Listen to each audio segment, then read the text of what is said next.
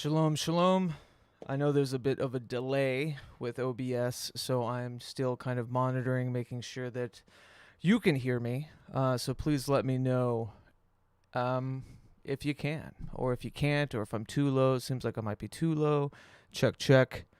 Hello, hello. Hopefully that's better. Let's see. Sweet. Thank you all for being here. I know this is a little bit last minute. I basically have Sundays as my nurturing day for creative stuff, and I try to pack in a lot on Sundays, especially when it comes to the Patreon, which is patreon.com/pragmagic, and other things. So I thought it'd be cool because I was always that kid that never took trips, that would just, moving or otherwise, would just stack a complete tower of boxes and struggle to get to the other side because I just don't like trips. So we're going to try to do this that covers basically all of this. I'm going to premiere for the first time on YouTube the first chapter of the Haunt Manual, which is my new ongoing personal magical praxis documentation series that also tethers the webs of We the Hallowed and a lot of the other creative stuff that I do. It's audio only, but I do have some fun visuals to accompany it. Hopefully it works all right. I have it all set up here in OBS. And then after the Haunt Manual, we will open up a panel for patrons and haunts of We the Hallowed and other folks to join if they want to. I'm still not certain I'll make the link public, but if you do want to drop in, just send me a message on Twitter, which is just pragmagic_cast. It's been 2 weeks since I released this, and it was a long time coming. Not only is it an audio cast, but it's also the premiere of my Substack, which is very literary based, and on the Substack you will have tons of footnotes, tons of research, and things to cite for what I've been doing with this. And as I gear up for the next chapter, which will be next month, it concerns nostalgiamancy. It concerns kind of the what I call like the hauntological practice of the self. And for me, for a while, I was hitting a wall, I think, with a lot of creative constructs, even though I had many hats I was wearing through a lot of projects. And for me, this practice is not only about documenting what inspired me when I was younger in both magical and artistic ways, but also the practices that I continue to use both artistically and magically that help enhance and inspire the creative process, whether that's audiomantic, which is part and parcel of this audio podcast. I did a audiomancy live stream where I just off the cuff went by a key and played around in that key and found a lot of tethers to memories and forgotten melodies and things for 30 or so minutes, and that is the soundtrack to what you're about to hear. It covers a lot. It's only 30 minutes or so, and then afterwards, I will be here for discussion, and we'll open up the lines for anyone who'd like to jump on. It's an important work, but it is also, I understand, an introductory kind of piece to this process. And afterwards, I'll tell you about what the next chapter is going to be all about, and get more into the nitty-gritty about not only my neurodivergence, but my problems with addiction in the past, mental health, and just pure memory. So it's a doozy, this next one. But without further ado, and please let me know if you can hear everything okay. There should be visuals along with the audio podcast, and we will come back to it. So without further ado, haunt on. I am haunted. I find myself in a static stasis, reverberating in place. Like the tower card of the tarot, it's as if I'm always exploding foundations and rebuilding in a constant loop. I often compare myself to the Dharma bum, a beatific idea of anarchic freedom, snickering at the rubble and ash beneath, never tied to what came before. But the thing is, I am haunted. I am haunted by extremes. Whether it's being an aloof instigator of a creative community or a dogma-less, routine-driven magician, I have never given proper communion to this ghost, this tether to all things pragmatic and artistic, this innate contradiction within all that I do. I would balk and run from memory and find myself arrested as to where and how to move forward with nothing truly gained. In hindsight, it's an old tale about doomed repetition. But I know this ghost simply yearns to be both, or something different altogether. How do I commune with the specter of self? How do I find the third mind of energetic revelation between the opposites I find myself forever wrestling? How do I, as a spontaneous creative, become a stable magician? Is it possible? The past few months I caught a whiff of being in front of the oncoming tower. I can see the revolutions of self before me, whether it be behaviors and actions or environmental interactions. Where will I be next year? Will anything be resolved? Will I continue to churn and burn through habitual sabotage and struggle? Perhaps it is time to finally consort the elements that birthed my contradictory ghost. My habitual process during these times of existential stress finds myself lamenting on all that I need to rid or exorcise. I find myself hitting black mesas and shallow plateaus, looking outward, and I get disgruntled and bungled, even more so. But I aim to go about this differently this time. I need to remember and evoke why I've created servitors such as Dakota Slim, Prag Magic, We the Hollowed. It is time to investigate the inspirations and machinations that have brought me my muse. And it has occurred to me that this same ghost, the one howling underneath, has been both my poison and my antidote all along.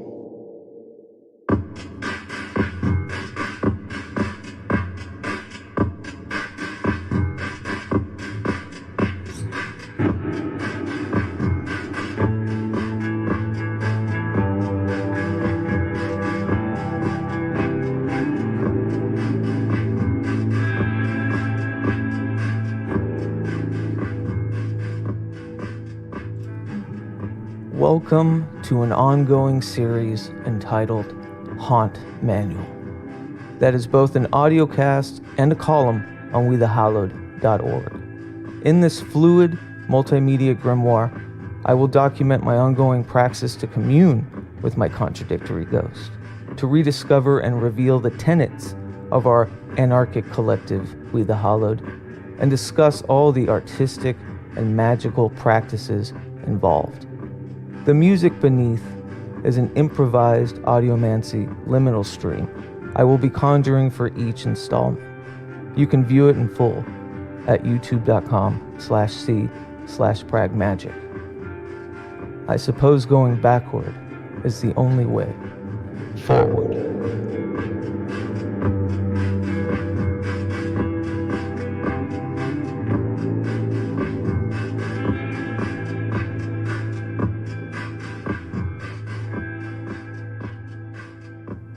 When I was 13 years old, I had an avid fear of not being creatively productive, but was obsessed with film, a medium that devours your full attention across most of the senses. I told myself I would take notes during every watch as to null the neuroses of unproductivity. My thought was I would be able to log any and all inspirational thoughts whilst enjoying the medium I love. and this is where I met Dakota Slim.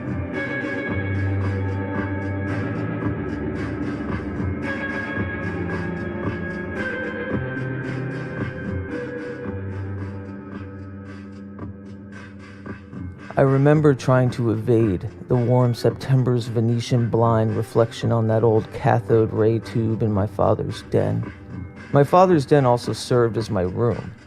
During the evenings, as I had just moved in with him in Southern California after a raucous roughhousing with my now ex stepfather in Phoenix. From an isolated desert Catholicism to a familial beachified Judaism. Take note of this seemingly contradictory upbringing moving forward.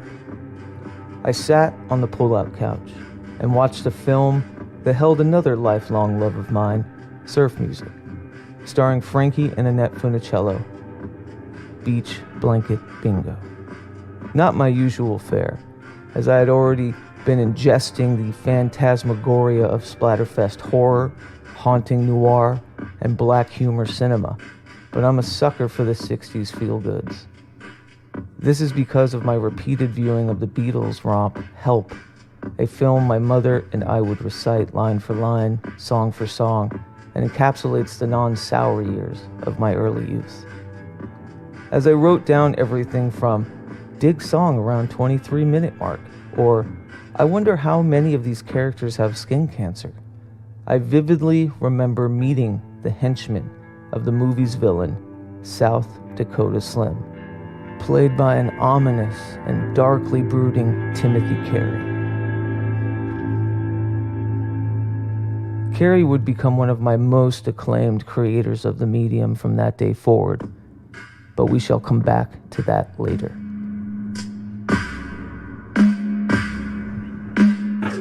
South Dakota Slim was a large, brown jumpsuit-clad, brooding Hanna-Barbera, wide-eyed Scooby villain come to life, among the most bubbly and colorful spunk of a film. In the film, he kidnaps Annette and plans on mutilating her on a huge meat-grinding contraption. I remember writing, how dark, how brutal for a 60s beach movie, and my eyes widened and widened. Imagine that, the contradiction, the competing tones, the competing feelings, the crevice between life's morbidity and its absurd profundity of smiles. I find myself rediscovering these artistic influences I held dear in my youth, becoming reacquainted with the source of my artistic awakening. Timothy Carey's South Dakota Slim still haunts through my ongoing musical output as Dakota Slim, marrying not just the contradiction of aesthetics, but the audiomantic processes I have always been developing in marrying physical analog practices with metaphysically minded digital ones to create each album. I caught Timothy Carey's film World's Greatest Sinner wide-eyed soon after beginning to release music under Dakota Slim at 14 years old. World's Greatest Sinner is one of the crown jewels of outsider cinema. A film he wrote, produced, and directed with a score by a nascent Frank Zappa nonetheless, that would become a hallmark for me when further discovering the outliers, the outsiders, the misunderstood within these many artistic mediums.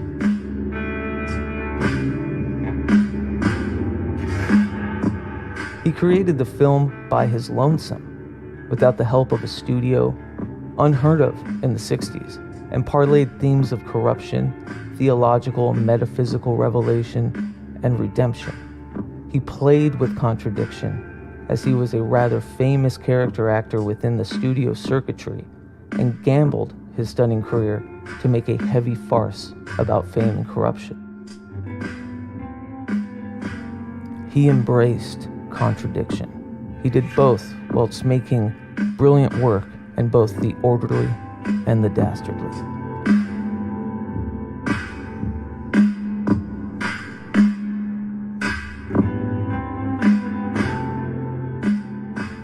Crispin Glover, who has said Carey was his favorite actor, quickly became a favorite of my contradictory ilk of which I am speaking. Rising up through his part in Back to the Future, Glover went on to create nominal works of art, such as his album The Big Problem, and experimental texts like Oakmont and Rat Catching. He would let it bleed into PR marketing rounds without qualm or care, and would infamously platform boot karate kick inches from David Letterman's face while promoting the Outsider buddy film, Ruben and Ed. Glover would ensnare Colin Wilson's study of the Outsider, a true iconoclast that transcends aesthetic. However, Glover, like Carey, remained to parallel studio films with magnanimous artistic output across a multitude of mediums. That parallel deserves further introspection at a later time.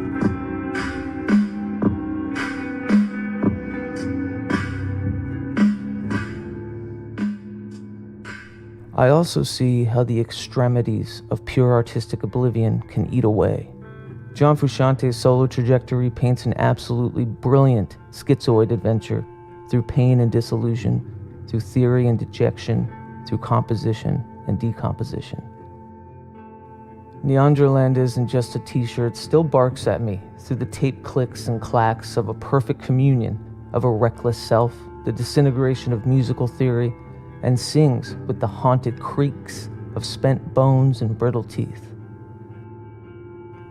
Sure, he had the communion of mainstream success and artistic abandon, but the contradiction wasn't as communed as it is now, and the allowance of such artistic extremes almost took him. This is not unlike my treacherous early aughts. Though artistically prolific, I was decaying physically, and in a very minuscule way, I was able to busk back between the scenes of social allowance and outsiderdom. Though, as he found that communion, I still struggle.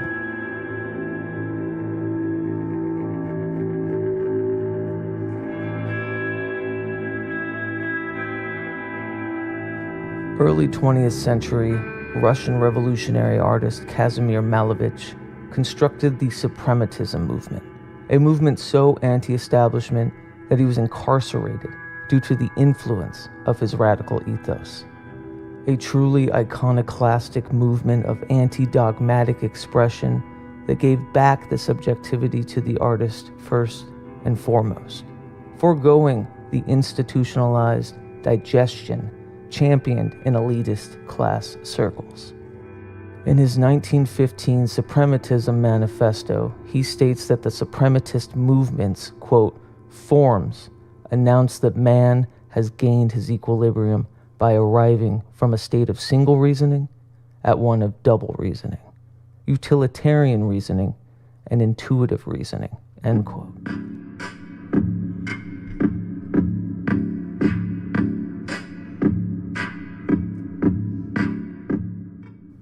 The art would be formless to the purveyor, available to be interpreted in any direction, and free from the academic understanding of the purity of the artist's intentions. Malevich writes, "Our world of art has become new, non-objective, pure."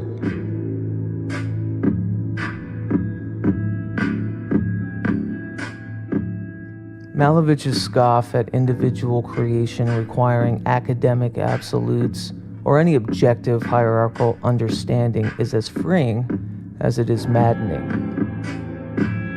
If all artists could see the crossroads of these celestial paths, then they would not paint chrysanthemums. Which brings me to my need for such a contradictory way of expression. Why are so many magicians, artists, creators so subject to personify the currents and influences that stain them? But I am not here to balk at painting platitudes or iambic pentameter poetry writing, or hell, even devout Thelemites. No, my purpose is to name my haunted source of contradiction beyond that of the aesthetic, the enjoyment of a supreme creativity that is largely unfettered by the social conditioning of the mediums we create in, whilst adhering to communal spaces and positive accompaniment of others' unique paths. It is utilitarian to be both the freed mind and the harmonious actor.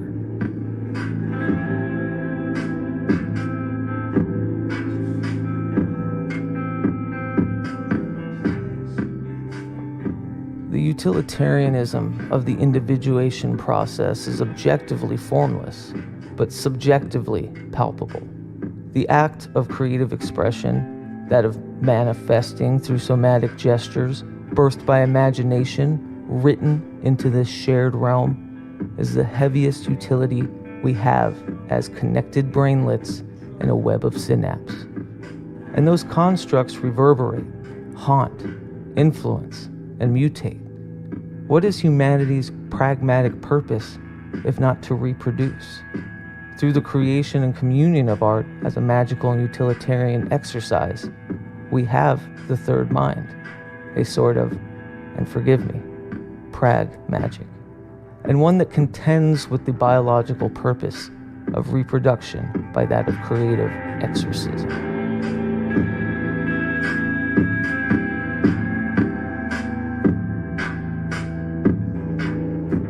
Malevich, Carey, Glover, Frusciante, all individual schisms of contrary elements, conducted and composed into this third mind, a term Burroughs and Geisen used to personify the communion of individualized participation, creating a voice of the other.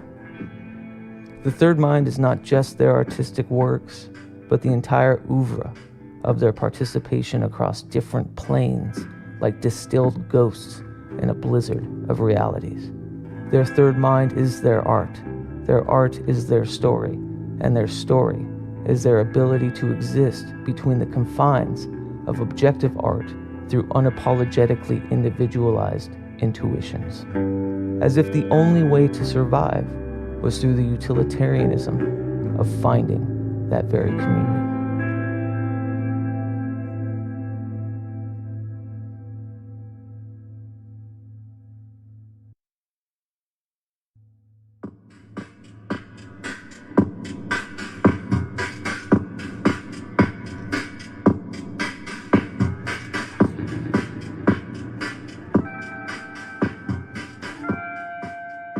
I'm reminiscing on this concept, the concept of contradiction, because here, decades later, I am still ruminating on the power of both for a third.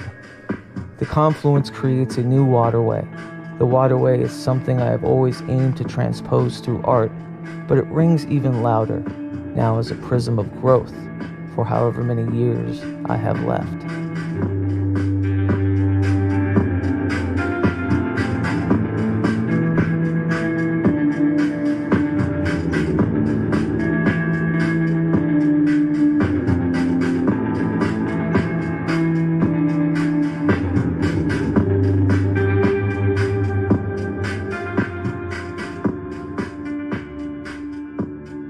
I always preach this disillusionment I feel about absolutes, especially in the metaphysical space, and one that I see seep into and sour the expressive fields of which I am somewhat akin to, such as art and magic.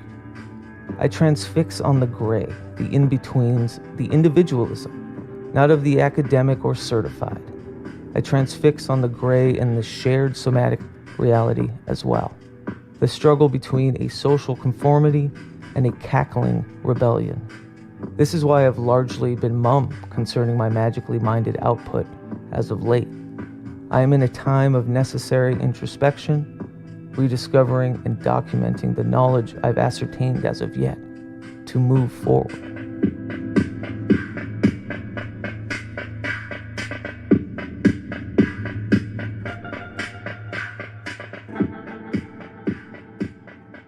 There is land in Taos County, New Mexico that has been attained by one of my closest friends.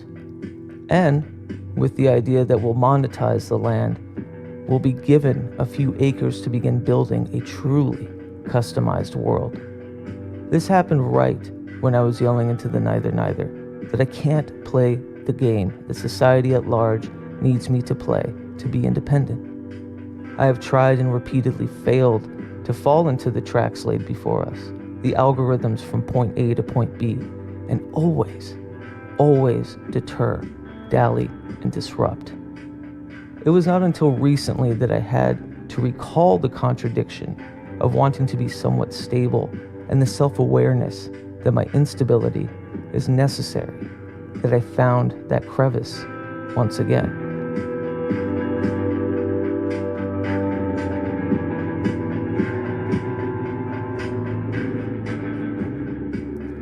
I must embrace the parts of my coyote self, the smirking match lighter, the dharma bum, in a path working that allows for growth, to enjoy the rhythms that are outside of me.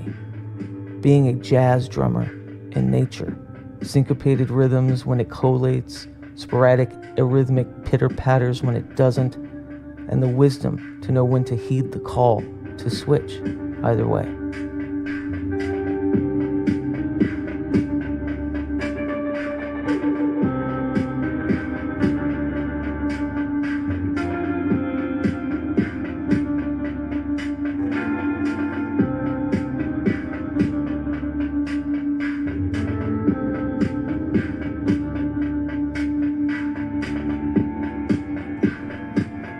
I wallow in not being able to find a routine.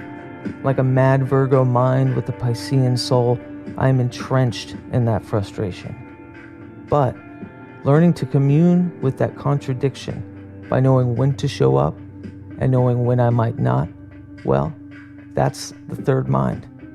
Wanting to be an ordained and calculated day fellow, but truly being an aloof and chaotic night breed is a heavy internal struggle. Sometimes I can be both.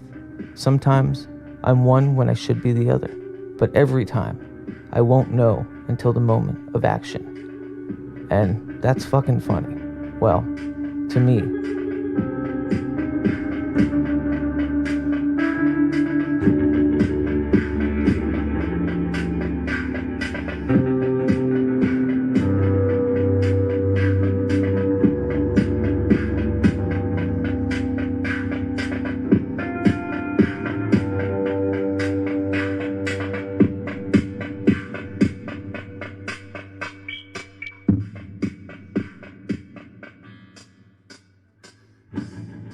So how do I communicate that I'm accepting both halves, the orderly and the dastardly, to those that require a stasis of orderly for the majority? I can't come in singing songs of contradiction and saying, well, darling, you'll never know, and that should be exciting for you. No. That's utterly indulgent.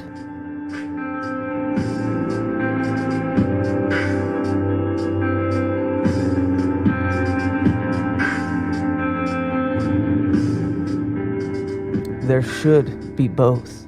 Needing to be stable but also allowing for spontaneity. Needing health but also to revel in the detritus and danger. Needing income but also not from the contemporary ways of accruing said income. I've spent the past year or so really struggling with these hard-edged, seemingly opposite endeavors. So perhaps it's this communion with the other, but this time not only brain chemistry as the other, as I have experimented with in my divergent magical praxis, but contradiction itself.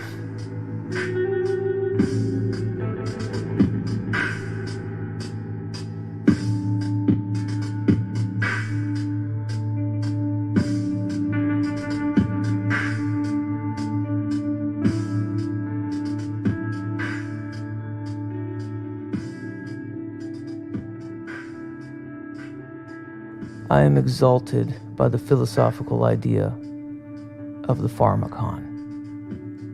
Something that is both the poison and the antidote.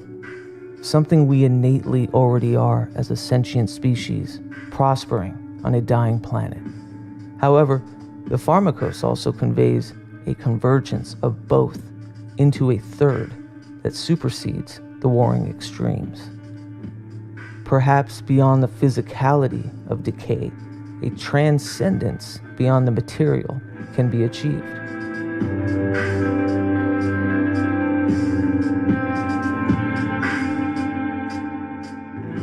And one of many Jacques Derrida's examples of the pharmacon is the vampire. Neither living nor dead, neither, either, or, rather, undead, something between but not confined between the blinking scenes of fathomable extremes, an empowered resolve for the struggling contradictory tussles, empowered and new as both, as neither, either, or, but, other.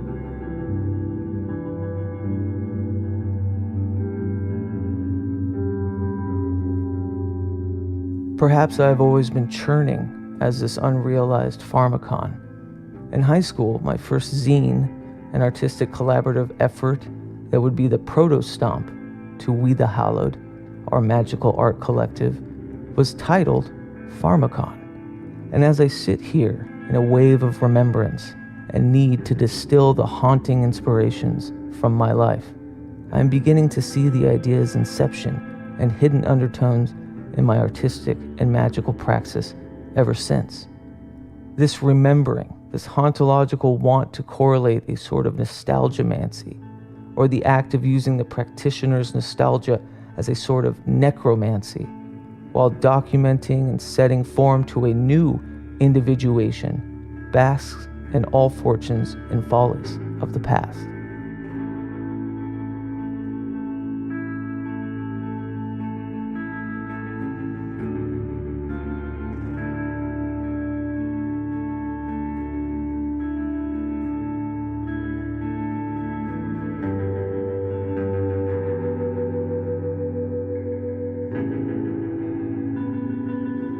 Without the sheer determination to reintroduce the malformed hidden aspects of the self, I am to remain blinking in a disgruntled stasis.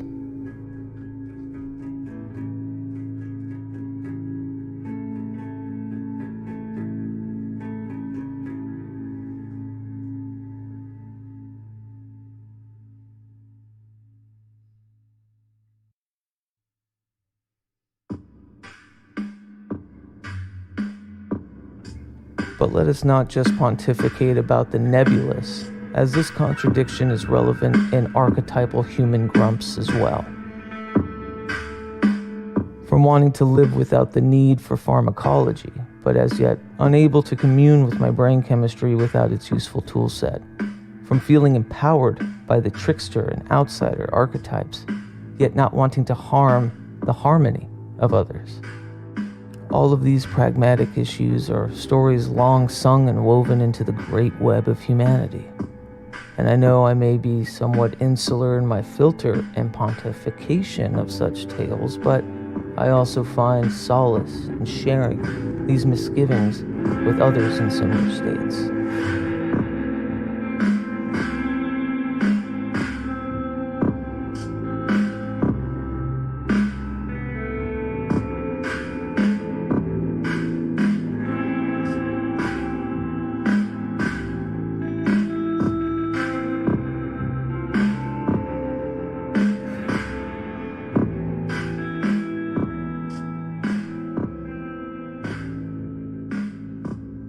Our disparate practices as haunts of We the Hallowed are only tethered by one main constant, really.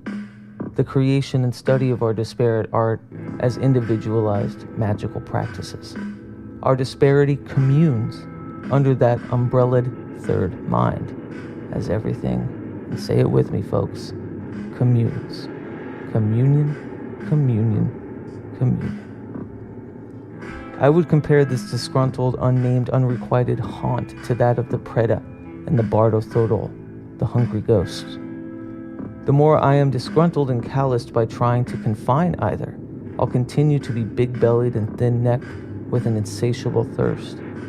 We might all do well to edify the ghost that barks between the tugs of responsibility and passion without subscribing fully to either, but honoring the contradiction of which we are infinitely more empowered to wield.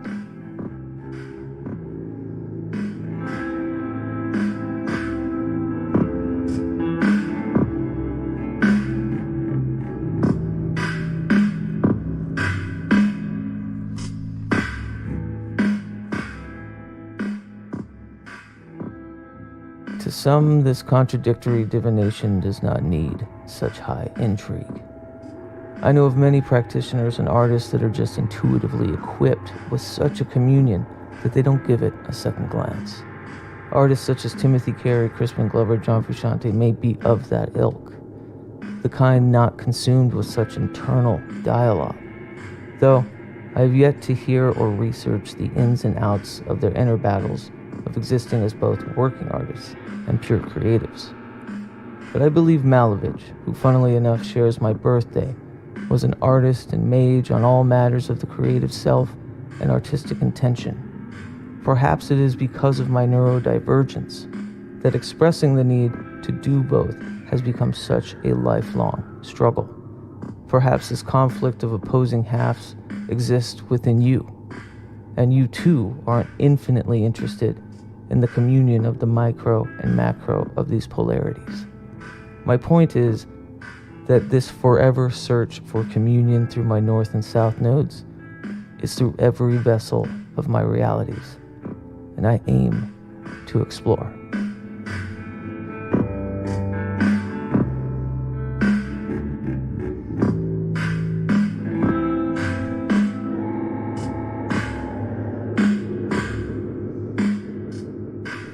This very collection of speech and writing, both in audio and written form, is the practice, the pharmacon, of a magician, the pharmakeus. My attempt to study, summon, name, and pray to my inner contradiction as a deific servitor to help nullify the symptoms of it being unrealized, unheard. I have often found that when these contradictions go unstudied, they may elicit moments of what psychologists term the dark triad: narcissism, Machiavellianism, and psychopathy, or the other harmful pendulum swing of self-immolation, self-harm, reckless abandon. These unnamed, unsurveyed extremes of harmful contradiction are symptoms of barking demons needing exercise, exorcism, and or dialogue.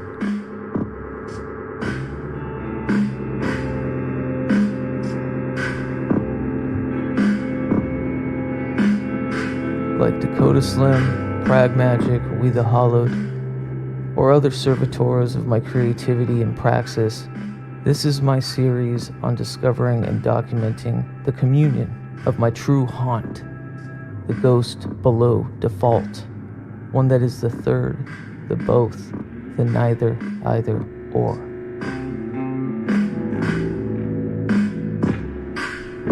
It is my aim of this tentatively titled Haunt Manual to both end and begin anew across a multitude of prisms to transcend. To take the past 60 episodes of Prag Magic, its multitude of interviews and experiments, and document what has transpired or expired within my process. It is my aim to formally digest the myriad of transformative information into a new current of creativity. In this series, I will describe my anarchic praxis of audiomancy and other ritualized applications of my communion with this third mind, if only for documentation and illustrative purposes.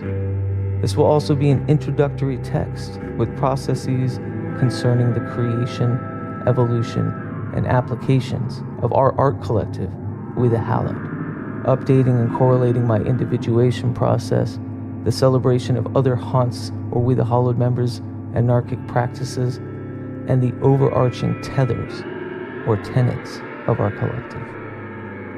This third mind, this pharmacon, this vampire, this undead, this ghost, is the haunted oeuvre of my proceeding output. Stay tuned for audio and article chapters of this fluid and ongoing study that will be tethered to all my artistic mediums. And haunt on.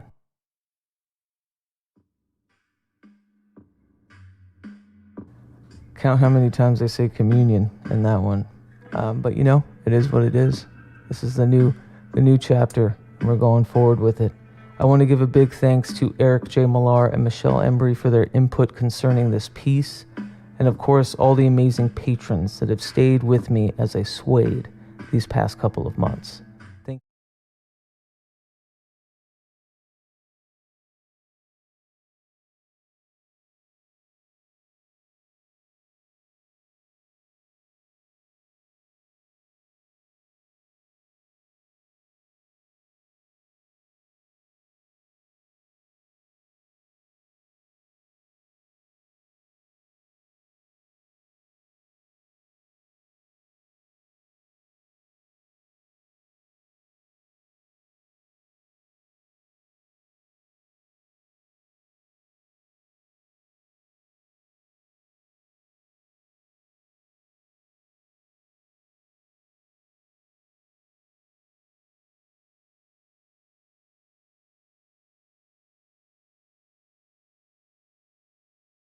Oh, terrible. Thank you.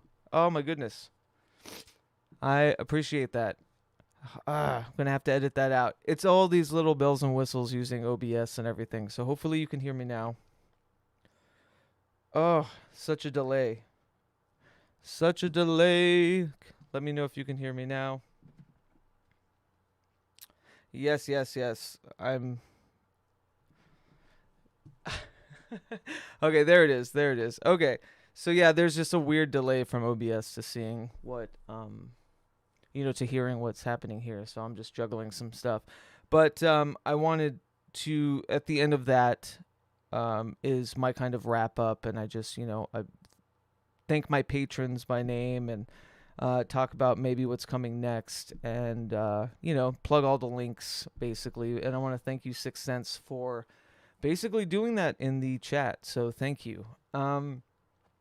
Again, sorry for that little bit of a hiccup with audio. I'm hoping that when I open the panel up, that it'll go smoother than me forgetting just to turn the mic up.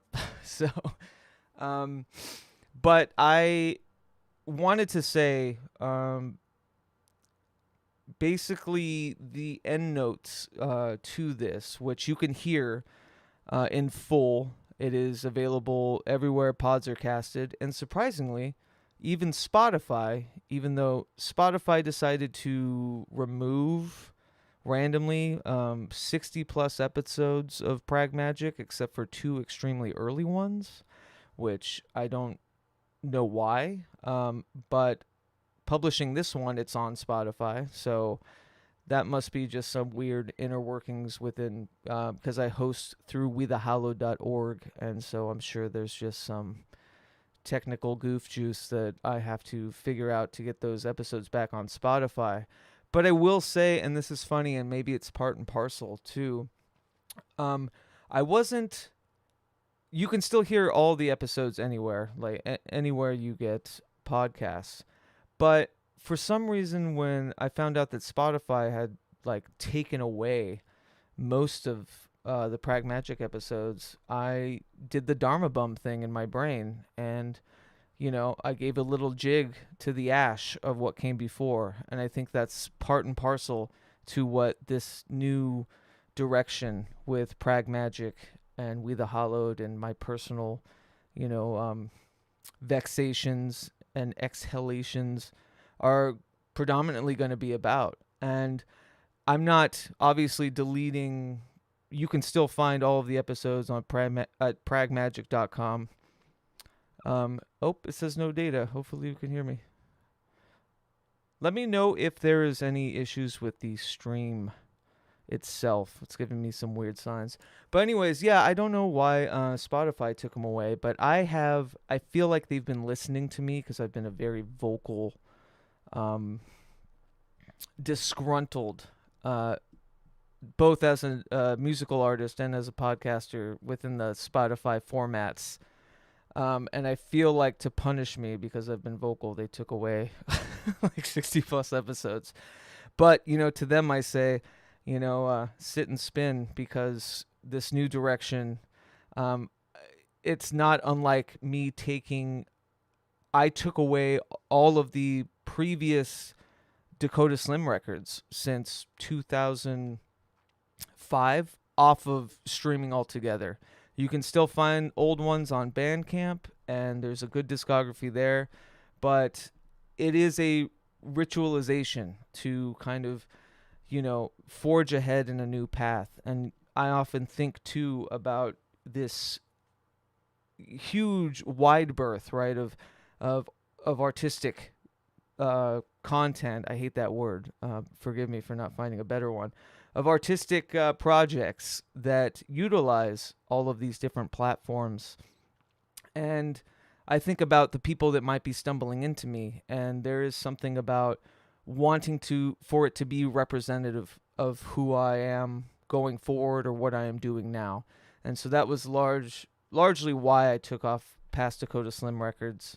And I actually didn't even wide release the very last Dakota Slim record. So you can only find Cactus Crown from 2018 on all of the streaming things. And that is by design. So I don't know if, the AI algorithmic gods were like, oh, he doesn't like us very much, so fuck him. But at least they published the new one. You can find it on Spotify. You can find it on, any podcast player. And in the end, I'm very thankful, and as I am right now, very thankful of all my patrons and good friends and fellow We the Hallowed Haunts. Thank you all so much for your support. I know I've been largely inconsistent with public output, and it was, hear me out, Dakota Slim Shady? No. All right. But what was I going to say? Yes, I've been inconsistent. That's just kind of the ghost that I bark with. It's both inconsistent, it's by feel, it's intuitive when I create something. And I'm hoping with the ongoing work within the Divergent Magical Praxis, which is my personal practice to commune with my brain chemistry as the other, is going to be kind of full sail within this new project, which is largely like hauntological. It's very, it's less about exorcism and more about exercise and remembering and memory itself, and cornering what inspired me, what continues to inspire me, and finding the things that, I don't know, shed light on a lot of the entanglements of shadow that I often feel. So my plan is to be routinized in that a chapter will be released once a month, not on a specific day, but once a month there'll be a new Haunt Manual chapter, like you just heard, both in written form on the Substack and show notes at We the Hallowed, and wide released everywhere.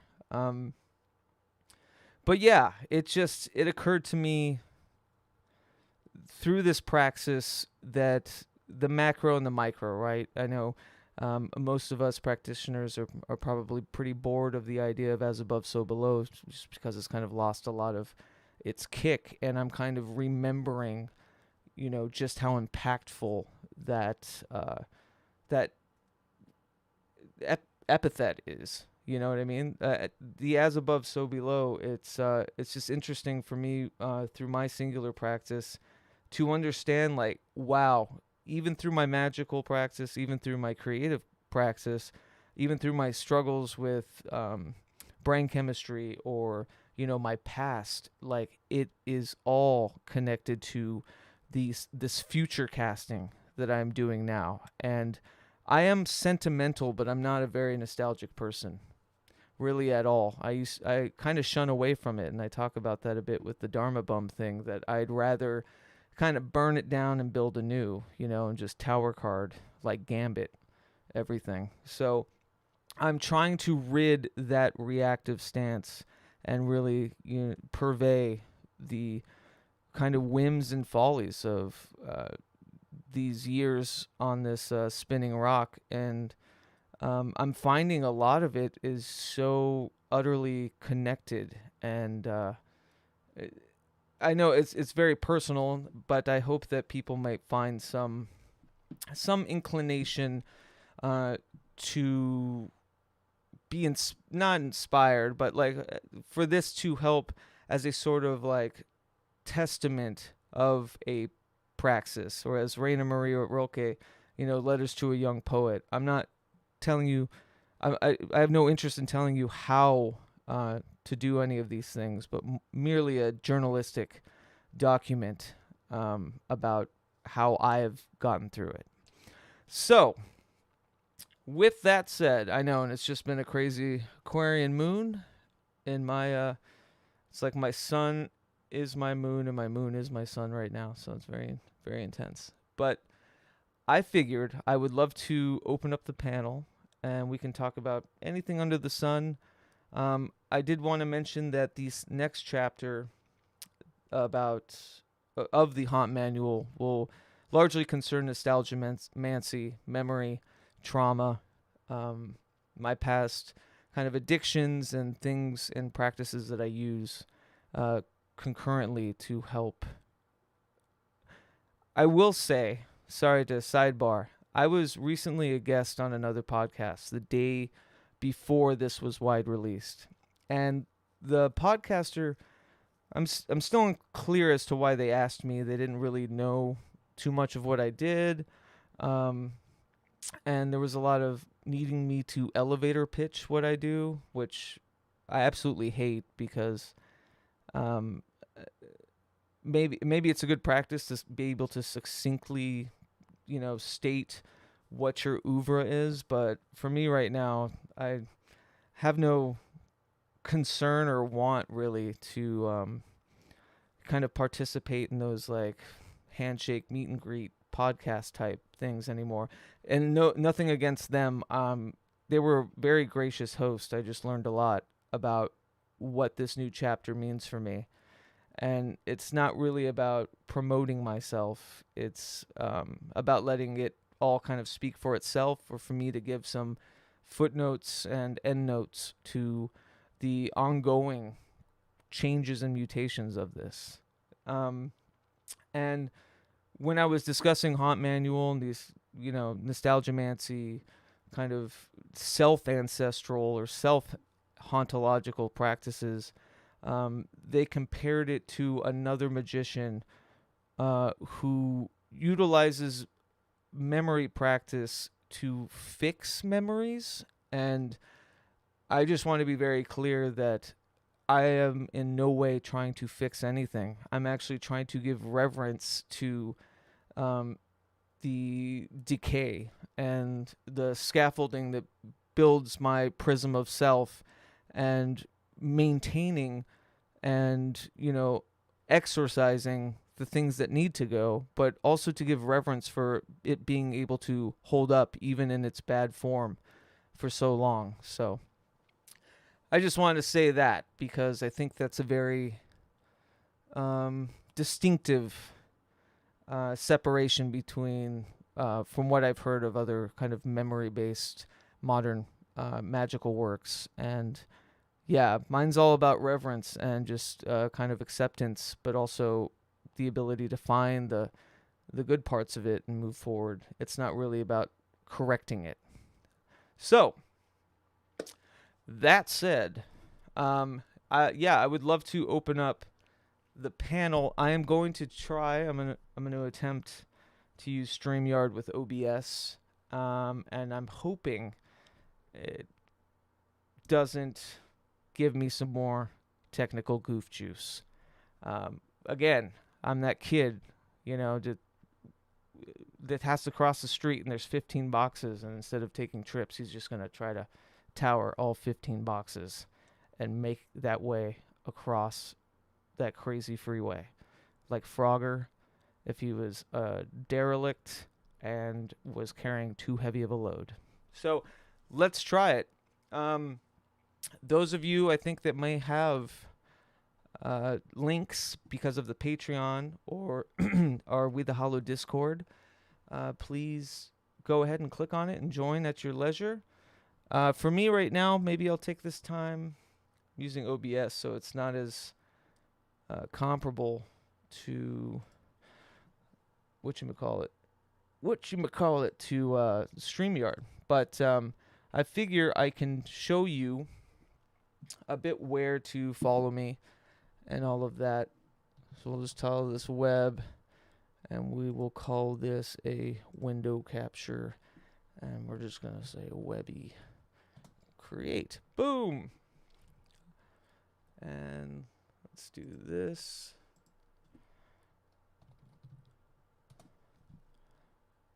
Okay, so this is my Patreon. It concerns basically all of the inner workings of We the Hollowed, and you'll get to hear and actually read a lot of drafts of this haunt manual, plus unreleased interviews and all sorts of that good stuff behind just $1 paywall, with some other tricks and trick ponies, if you're willing to do anything more. So that's just wethehollowed.com/pragmagic. You can check out all the episodes and show notes simply at pragmagic.com, which just has a link tree to all the pertinent information. Follow me too, please, at twitter.com/ actually, I don't even remember if there's a slash, but it's basically just, /pragmagic_cast. I'm really bad about promoting all of these social sites. So I'm trying to get better with that. So please, follow me at Twitter if you do that. Follow me at Instagram, and especially, I just launched this Substack. So it'd be really cool too if you just join the newsletter, and you'll know when the new Haunt Manual chapters come out. And they also are just irritatingly thorough with hyperlinks and footnotes and all sorts of resources for each and every chapter. So that said, we're going to try to get Jill here on it. Let me see if this works. Oh, and subscribe to the YouTube. I'm so short of just hitting that 500 threshold. So if you haven't subscribed yet, please do. All right, here we go. Web, nope. Main, there we go. All right, we are going to try that. Jill, let me know if you can hear me. Jill, can you hear me? I can. I was actually just typing in the comments. I come backstage and I couldn't see anything else. Yeah, and those of you in the comments, let us know if you can hear Jill and if you can hear me. This is a odd trick I'm doing to use both, but And I can't see YouTube comments right now. you can't see YouTube comments? No, the way that I had it like linked and I. Oh, that's right. Yeah. Wi-Fi. I already got yelled at once already. You streaming now? So. Yeah, you're looking a little choppy. All right, cool. So I'll join in just a minute. All the links. Can you hear Jill okay, everybody? She's a little quiet. All right. All right. I can turn my volume up. Hold on. Try that. Know what it is? It's been so long since I've had to do this. Let me know if that works. There's going to be a little bit of a background routine. Oh, we lost Jill. I can also do this. Let's see. Full view stall. There we go. Oh, I right. kicked myself out because it's so touchy on your phone. I fixed a setting and it kicked me out. Yeah, no worries. Like I said, this is a crazy little experiment trying to juggle a lot. But here we go. Yep. See, I just had to turn her up. It's all these little bells and whistles, Jill. Well, you know what I found I have to do is go into settings and turn off the automatically adjust my mic, and then I have to turn it up all the way. Then you can usually hear me. And I'm on my phone too, which sucks because I can't use my iPad. Wait, can you hear Jill still? I hate there's such a delay too when using OBS. I'm sure that's a setting I can change. But yeah, this would work, and I can also get fancy with it, and put me back in. You just won't be able to see me, Jill, and you won't be able to see the comments. That's the issue. Yeah, and it really stinks that I can't. I'm gonna try to be sneaky and see if Cam doesn't notice if I go on to another thing on the Wi-Fi. No Maybe problem. he won't notice. Well, thank you for joining me. I appreciate you being here.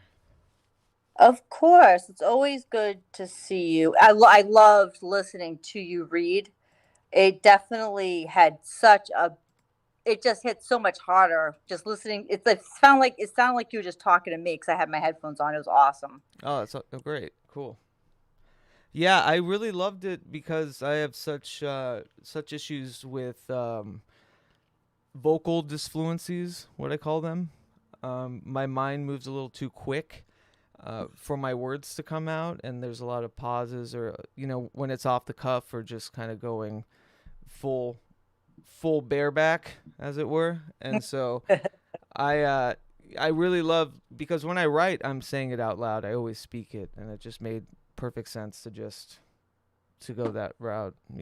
I figured it would confuse people, or like be too quick Mm-mm. with stuff, or who knows.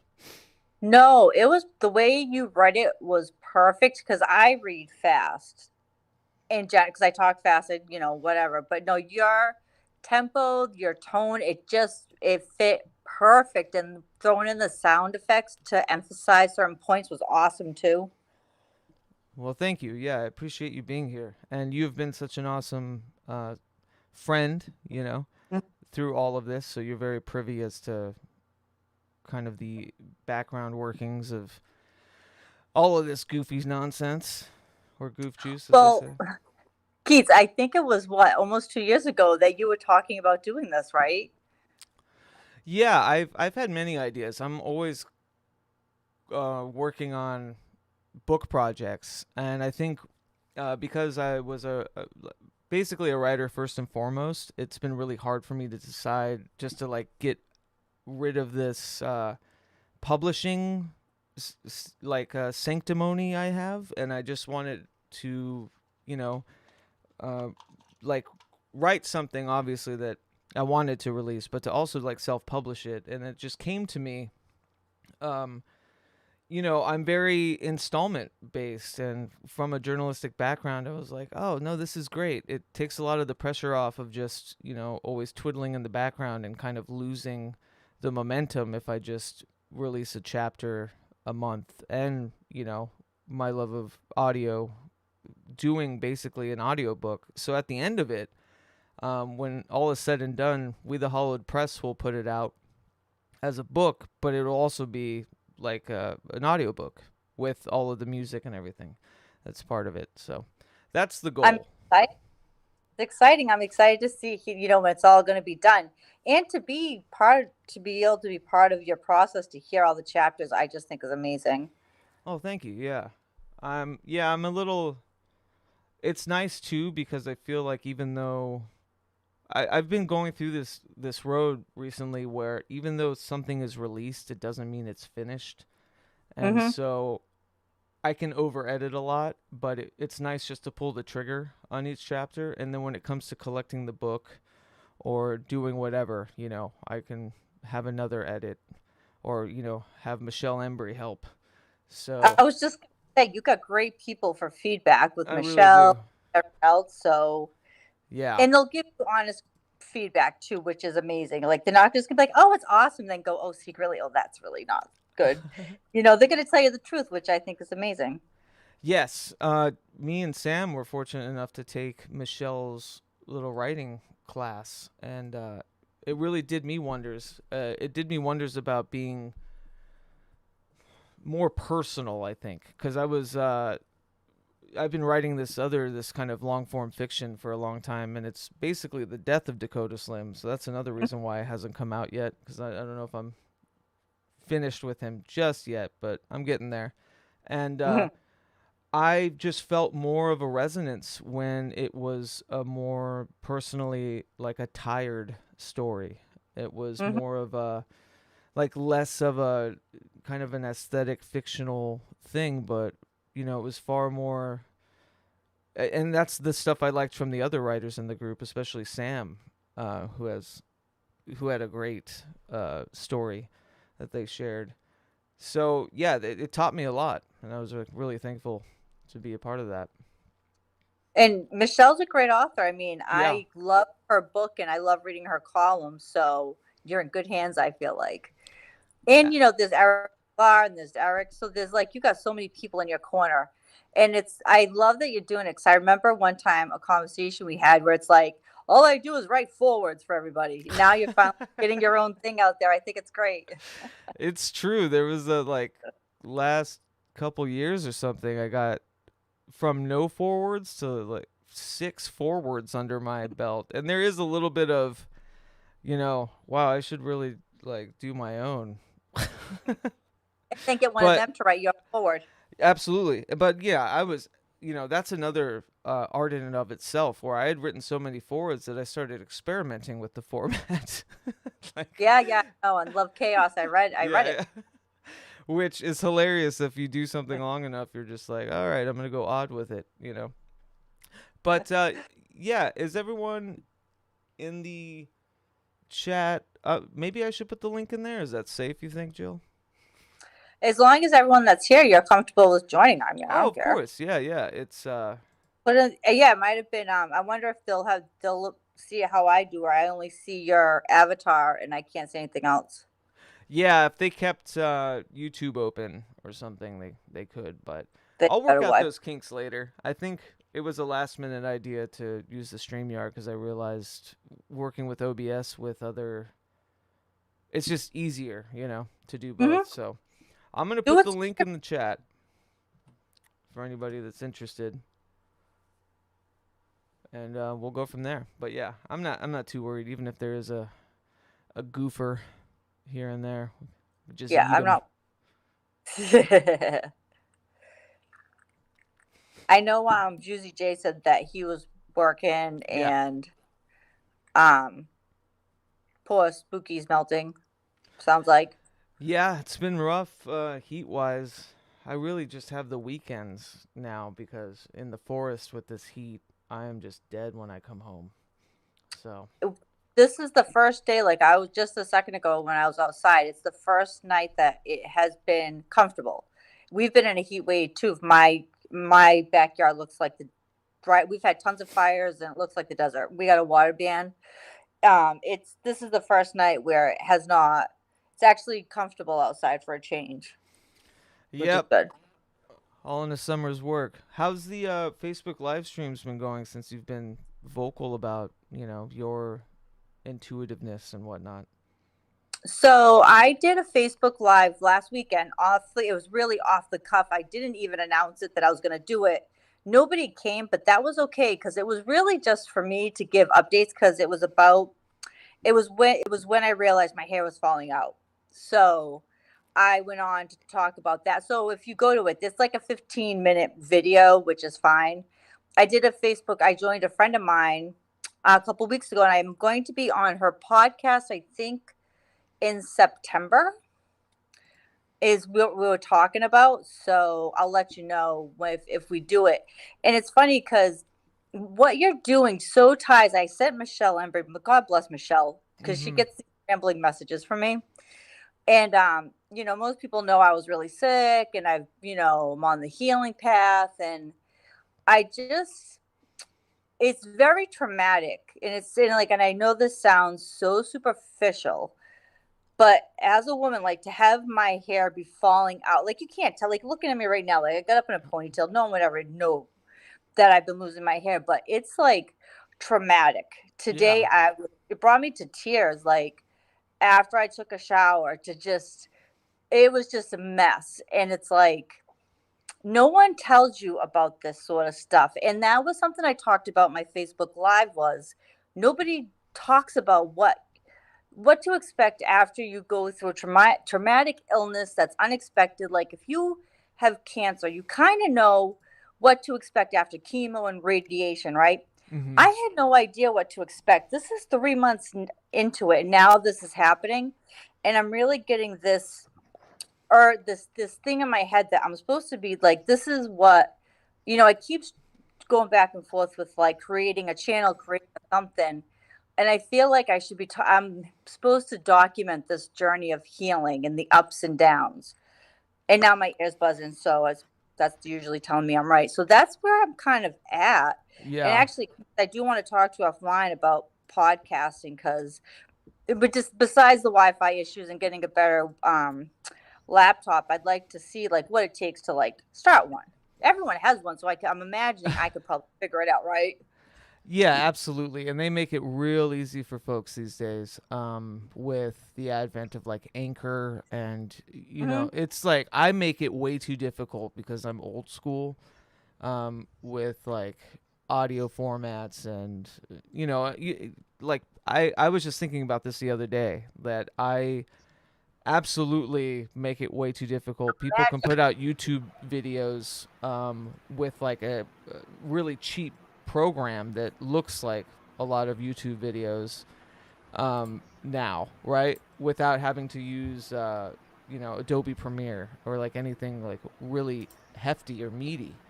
And to me, But it's you're about the also process. artist. I like the process, and I like doing. It's just how I've known is using all these big Hey, programs.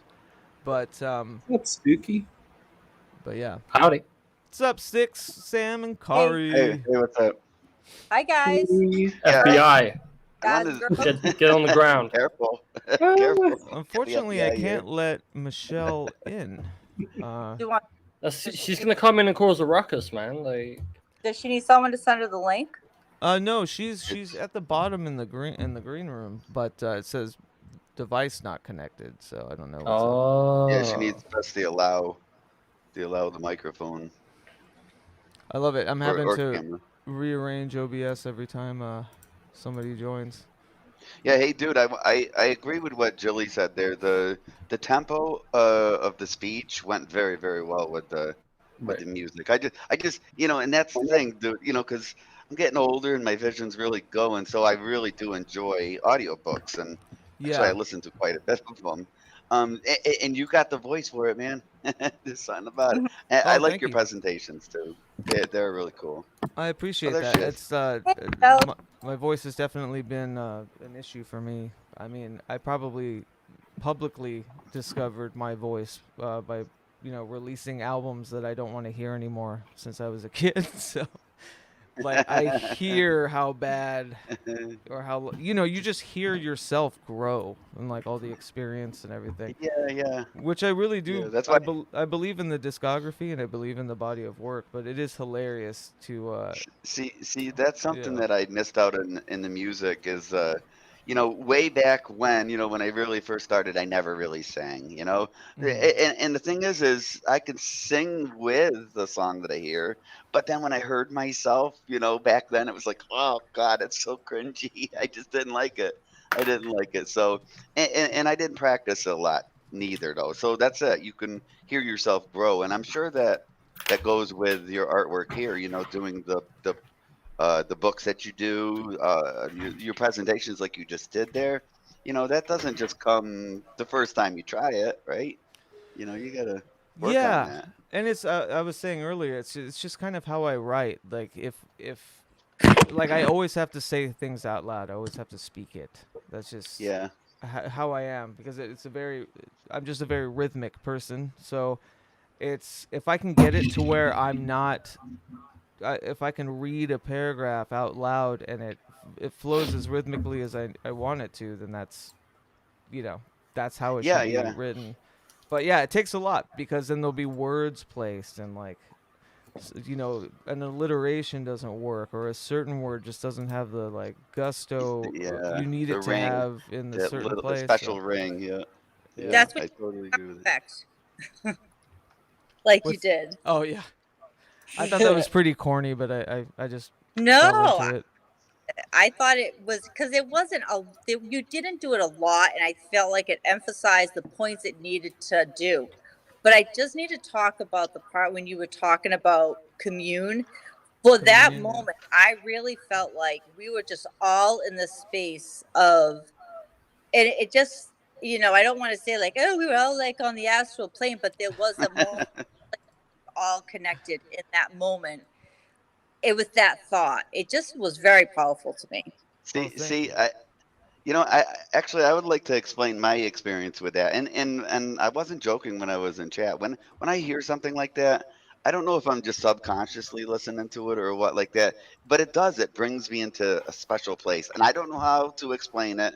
Hmm. Astral plane, maybe if that's a I don't know how to explain it, but that's what I like about it, Keats. That's exactly what I like about it.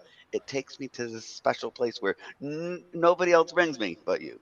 Oh, Thanks, man. I really That appreciate that. Thank you. that's Not what kidding. Not- it's like, a space where there's no way to describe it. It's like a space Yeah, inside yourself that is like a safe yeah, place where only your mind can go. But I felt like we were all there together in our own ways, if that makes sense. yeah. Yeah. That's Well, we good all way have to a put it. subjective Yeah. perception of it, so And that's exactly kind of what it was about, was letting go of the objective, ideas, or like the kind of elitist or academic principles of things that we do, and just like going full throttle, you know? Yeah, that's true.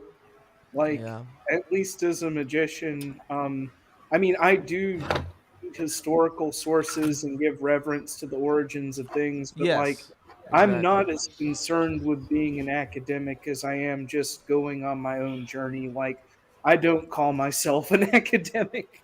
Right. Yeah, and I think that it's a trap to try to appease those things, like to try to appease objectivity, you know? Right. I, Because it, like what Malevich was saying, it's like the only purity is it's the artist in its own, and also how you relate to the art, and that's it, you know. Malevich and Crispin Glover are both two artists that before this year I'd never heard of them, and you got me interested in both, so Oh, thank cool. you. They're both absolutely brilliant in their own ways, and I can see where the inspiration bleeds through in your own kind of process there. Yeah, I mean, and that was the thing, was I think, and I talked about this, that I was getting, um, I was, you are what you eat. Like, I was starting to eat, um, a lot of stuff that was negative, and instead of like, and I would just incessantly focus on what I need to get rid of, right, or what I need to fix.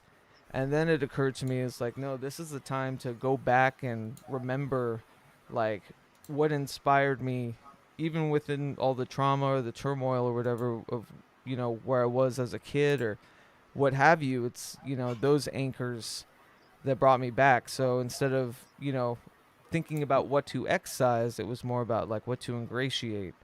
And it's been this really weird nostalgimantic process where like I'm rediscovering memories now, just writing about this, or I'll go on like a memory train, about, wow, no, and I love this for that. I love this. Wow, this influenced me. I can still see the tethers from here.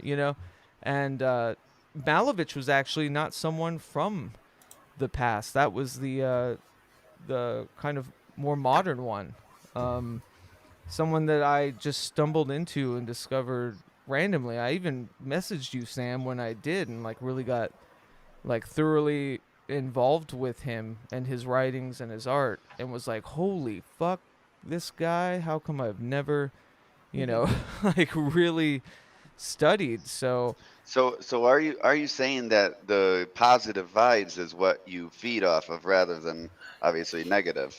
And well, that's where you find yeah, I think more so it's that recently, and I'm just speaking for myself, when it yeah. came to a lot of online stuff, or just my feelings towards what I was doing and the route I was taking with the podcast, and all that, it felt more like I was always considering what I didn't want to talk about, or who I didn't want to interview, or you know what I mean, like what I wasn't interested in, and it was just this snowball. It's like it was just Yeah. a elimination diet of the soul, like, and But I'm like, but I you're don't take need to cut. I don't need to cut so much. I need to actually add, right, or remember the right, but when additions. by doing that, you're taking yourself away from you and who you are. Yeah. And I think that if people find their calling, let's say for instance, or what they really enjoy, that's where you should be. Don't do something that you just hate or that is very, very difficult. And that's my opinion, and that's my look at. That's how I look at it. Yeah, I mean, and that's the thing. It's like I don't want to fix really anything. I think it's a large form of acceptance too. Um, there's a reason why that I was submerging in a lot of weird squabbles and like psychically weakening fucking things Mhm. during that time because I was in this somatic realm wasn't as excited or like I wasn't as inspired as I usually was, and then it like begets the negativity, so you just start intaking and yeah. you know what I mean, and Yeah, so you're concentrating on that, and that's what you shouldn't be concentrating. You should be concentrating on the stuff that you really enjoy doing and that because somebody that doesn't know, like look, for instance, I don't really know a lot about this stuff, but I enjoy listening to you guys talk about it. And I remember you spoke about sigils and stuff, and you hmm spoke particularly about musical sigils. And I totally could relate with that because that's my guitar. My guitar is my sigil. And yes, and yeah, here's the thing: if I put negativity into that, I get negativity out. And that yeah. and I totally agree with that. And I could totally relate with that. So, but I don't really know a lot about this stuff. And forgive me if I ask newbie questions. No, not at But all. I mean, to be you know, fair, I think a lot of us would admit we don't either, even though we've been doing it forever, or so it's like, there's a and that's the lot. thing, you're just a perennial student, it's like not a really, it's not, the ability isn't to master, the ability is to kind of move through and, Hey, dude, work you with. spoke you Yeah. spoke of going ahead and getting into editing, and then you want to do more editing, and then you want to do more editing. I'll tell you, when you said that, that totally reminded me of what I do with my music. I got like 200 recordings of 200 different songs, and hmm the thing is it's always like a work in progress, so nothing's really ever done. So I go ahead and I'll go revisit that, or I'll listen to it, and then I'll say, okay, let me see what I can do to make this better. And I got like 200 songs that I don't even release. So and Yeah, I could kind of relate in that way, because I, that's I want it to be the best possible. that's I was talking about that too. That's part and parcel of knowing when something should just be combustible and Yeah, like left alone, and knowing yeah, when right. it should be Yes, it worked out. But also there's like this freedom I'm finding in realizing that, especially if it's your art and what you've communed to put out there, it's never done just because it's released. It's yours and that's for fucking ever. that's You can take it back and do something different with it. It doesn't matter. Yeah, and it like I'll be honest, like I kind of hate Kanye West, so I don't want to use him as an example, but he is a good example of this. Like we do live in like an age now where back in the day if an artist put out a painting or an album or anything, when it was done it was done, and if it was a flop it was a flop, if it worked it worked.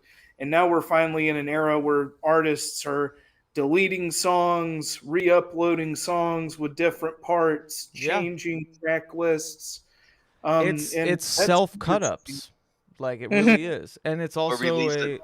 like a nostalgia mantic process too. To I feel there's a lot of regret for some of the albums that I've done because I always kind of assumed that they were just finished, and nothing's ever really finished, you Yeah, No. know.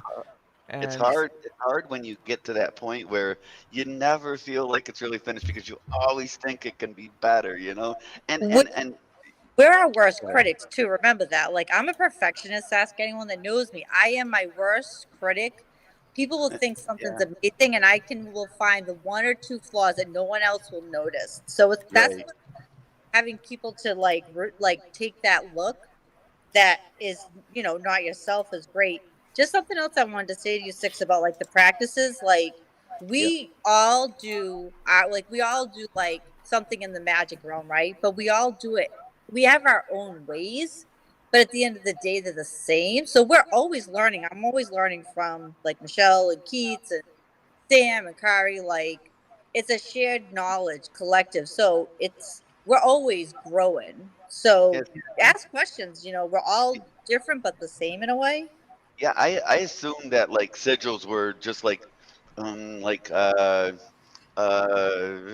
designated type things like crystals or They this or that. they And kind of are. They're Well, they they're a, are for they're a you. symbol. There's no They're a like, symbol you create yeah, that has a purpose. Like you make this, and it means something very specific to you. right. But there's no So, not wouldn't a sigil likes. be like a 2D version of it? So like a 3D version. Six was saying that his guitar is a sigil. Would Yeah, that not be a absolutely. Or we, totem? That'll call be it a a totem, right? talisman. Yeah. oh Or oh talisman? Yeah. oh Yeah, but oh here's Yeah, maybe the so that like here's the two thing though. That's the beauty of 3D would sigils. be a talisman. They're always completely personal. It's Right. not like crystals in the sense that there is an understanding or an understood kind of um, like study about what each crystal personifies or whatever. Like you can't really do that with people's personal sigils just because it's for them and it's theirs alone. You Mm-hmm. yeah, know. some years ago, and that's what I had gotten into. I had went ahead and I was interested to take did all that well with. I don't know why, but and like the crystals and stuff, and there was this shop that used to sell them, and really, and I just like crystals anyways, but I did this stuff about burying them in the ground for so many days and clearing them. This. I don't know if it's maybe, but I think maybe you also probably need your mindset, your mind to be in tune with it. I guess if that's the word for it. Yeah. I mean, It's definitely set and setting. Yeah, but I it's did used to get but into that's the that. funny thing too. So now, just because I'm so enthralled and I talked about the pharmacon and basically like a lot of deconstructionist philosophy, I'm like, yeah, but also no, it's like also you can But that's equally as correct though, because there's right, no one exactly. right Yeah. way to do it. So you can be Yeah. like, yeah, but no, but yeah, but no. But and Like like the it, thing, so my thing for me was when I was doing sigils and everywhere I lived, I'd have somebody that did not stick and poke a sigil on me that I created during that time, and I'm finding that even writing them now, especially because of the idea of a sigil, I don't remember the exact specifics of what the sigil was, but now it is morphed into something else, and it's like this continuing evolution of these symbols. Mm-hmm. Yeah. Could you forever ruin a sigil? I mean, just a maybe silly question. Could you ever Sure. forever ruin it? Right? you could ruin it for you. Yeah. Mm-hmm. Yeah. You could So decide. somebody else could clear on it Or or you something. could ruin it by giving it to everybody else, Right.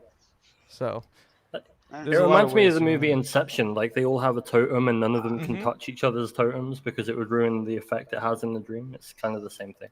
Exactly. Yeah, yeah. And like that was such a cool movie. I remember and that. also, my guitar I've always considered that too is like it's a conductive sigil, but more of like talismanic, right? Right. Like a totem. Yeah. Just because you're using an item, like Yeah. with the sigil, like it's 2-dimensional. So Right. And at the same token, every album is a sigil. Every right. liminal stream is a Mhm. sigil. If the like the Oh, intent hi YouTube. if my intention was to do it that way, yeah. So yeah, it's I think trying to put or I think the ordaining kind of a loose definition on how to use one is where to start, but I think over time it doesn't matter as long as it's working for you and you're figuring out Right. what it means. I have a silly question, but There are no silly Yeah. questions. and I Well, was just no, thinking of it when you said that. Is a totem pole related in a way that each one of those figures means something? Or it's protective, or I a guess totem pole? it was specific to like the tribe that erected the totem. So in a way, it's the same thing, but it's ingrained in their culture. it There's tells a story to the tribe. Right. Right. Like it symbolizes, it's a journal, it's a documentation of, you know, Mhm. the inner workings. That is very specific to that tribe. Speaking, isn't it funny we're mentioning that? Here's a picture of me stood on a totem pole. There you go. Wait, did you knock down the totem pole? That's not cool, Carl. I I totally knocked it down, man. I'm that powerful. She's an NPC. Like look how like powerful. That's power stance right there. Yeah, that's true. You know, there's also the magic of found objects, Yeah, which could be That's true. anything that you find, whether it's like a stick or a rock, or maybe you go to a little thrift store and find some little toy or something. If you take that and you embody the idea that this has a magical purpose and I am using it, you could even give it a name like a spirit or something. And you know, anything can become magical at that point. yeah, But and also, for me too, it's very totemic. Like, I'd mentioned I am sentimental, but I'm not very nostalgic, and it's a process for me on my, altar. Like everything there is totemic as like a documentarian idea of where I was at that time, and I kind of just leave it there for that, and not So carry it around with me. You know what I so mean? is that like a oh, what's the word for it? Like you're recreating yourself almost in a way? And is that Yeah, the or like same parsing, or like for snapshotting. Yeah, reinventing yourself? or snapshotting, along the way. I always think of it as in journalistic terms, like it's just documenting the then and there, and then moving forward and continuing. So, and I think about that with music, and I think about that, with art or any of this, especially podcasts too. I mean, it's essentially journalism of the self too. I mean, uh, I'm not calling it journalism by the standards of journalism, of which we know it, but it is journalistic and integrated idea of in a snapshot of where you were at that time, who you were talking to, what inspired you. Yeah. So, and that's totemic as well. So, Yep. That's So why it's I've been trying to do videos for my Facebook, even if it's not live. I've been trying to record about my journey right now because I also am doing it for myself so I can look back and see where I started and where I ended up. Because let's face it, life fucking went upside down for me, right? So I feel like the process, I will never remember it if I don't have it, and I don't want to write it down or even type it out. I feel like saying it in my words is how I'll always remember it. yeah, absolutely. Yeah, Keats, it was interesting earlier. You mentioned like nostalgia. Nostalgia can't- mancy. nos- That's just my that's- infant yeah. way of labeling. I was thinking about how memory kind of acts in the totemic way because Mhm. you're the only one that can access it in that in the context that you have that Right. memory in. So And it's usually skewed and altered Right. Yep. by you, customized. It's super powerful. Yeah, and Well, that's the next chapter of this haunt manual thing. I'm gonna be doing it. I'm excited to hear it. Well, it's I'm also kind of struggling because I want to put down the practices that I use, but I also don't want it to be like a literal manual. Well, make it like a no, I don't want to say like a bibliography or whatever, but at the end you could just say, additional resources and just Yeah, start clicking them Yeah. so that if they want to look, they can see where all your inspiration and all that came from or where you were, what you used at that point in your life, right? yeah. Yeah, for Like, sure. And Is yeah, this so is it's an this ongoing experiment. I'm not entirely sure how this next one's going to be formatted, but the writing in and of itself and what I've been doing with it, and as I said, being on that one podcast and trying to explain this like ever evolving, permeating like idea and thing, just showed me that I don't want to put it like the entire thing into words yet because it's not finished. Like I don't even know what it is, and I want to you know just document and journal like what has helped me go through it, because I'm finding this sentimentality that I have is also being opposed by um a defense mechanism to not be nostalgic. if that makes sense. Because I think there's a lot of things in my life that, not unlike what CW would say with, the nostalgia loops or whatever, like, and Jonaside often talked about this. It's like, yeah, you can take yourself back there, but get ready to receive all of what that like arena was, you know. They say it's a loop, but I think it's more like a spiral because you're constantly moving forward with a new Yeah. context, even if you're going back to the same spot. But I do think for what you're doing, Keith, it doesn't. So I just know this is for myself, working through something, going back to those painful times and memories was part of my process, and they don't haunt me anymore, shall we say. Like, Mhm. I don't want to say they're gone, like I can still remember them, but they don't carry the same weight that they used to, because I kind of looked at them, felt them, and like released them. Right, you give them reverence, and then Yeah, it's like I don't even want to release them or let them go. I want them to be a part of me, but I want them to be well, a working yeah, structure, right? they're still a part of me, just they're not Yeah. a part that holds heaviness in my heart Yeah. anymore. They're part of my story, but they're not what owns my headspace, if that makes sense. For sure. Yeah, and that's exactly, that's the goal. Well, It's not almost like it's not even just acceptance. It's like I said, it's communion. It's like, all right, now I understand the full beast. Like I can name the demon and like just go ahead and let's ride together on this one. Oh, figure That's we the secret, Keats. We're Yeah. all the demon.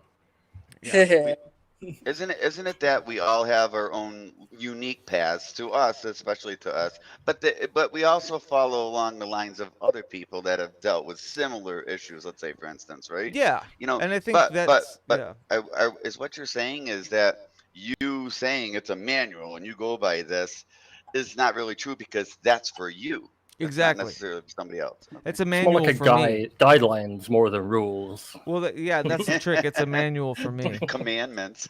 Yeah. and But here's the you're- thing though too, but it also is it will kind of tie and tether the like everything that was conceived for We the Hallowed itself, and understanding how to be an anarchic individualized person that works within the community, like within a community of other individualized anarchic things. So it's all the same, right? It's all going to connect. So in a way, the haunt manual will also be somewhat of just a primer as to like me finding, you know, the reasons and why like I am so enthralled with individual artists and their anarchic works, and wanting to find that contradiction of how do you fucking herd a bunch of stray cats, right?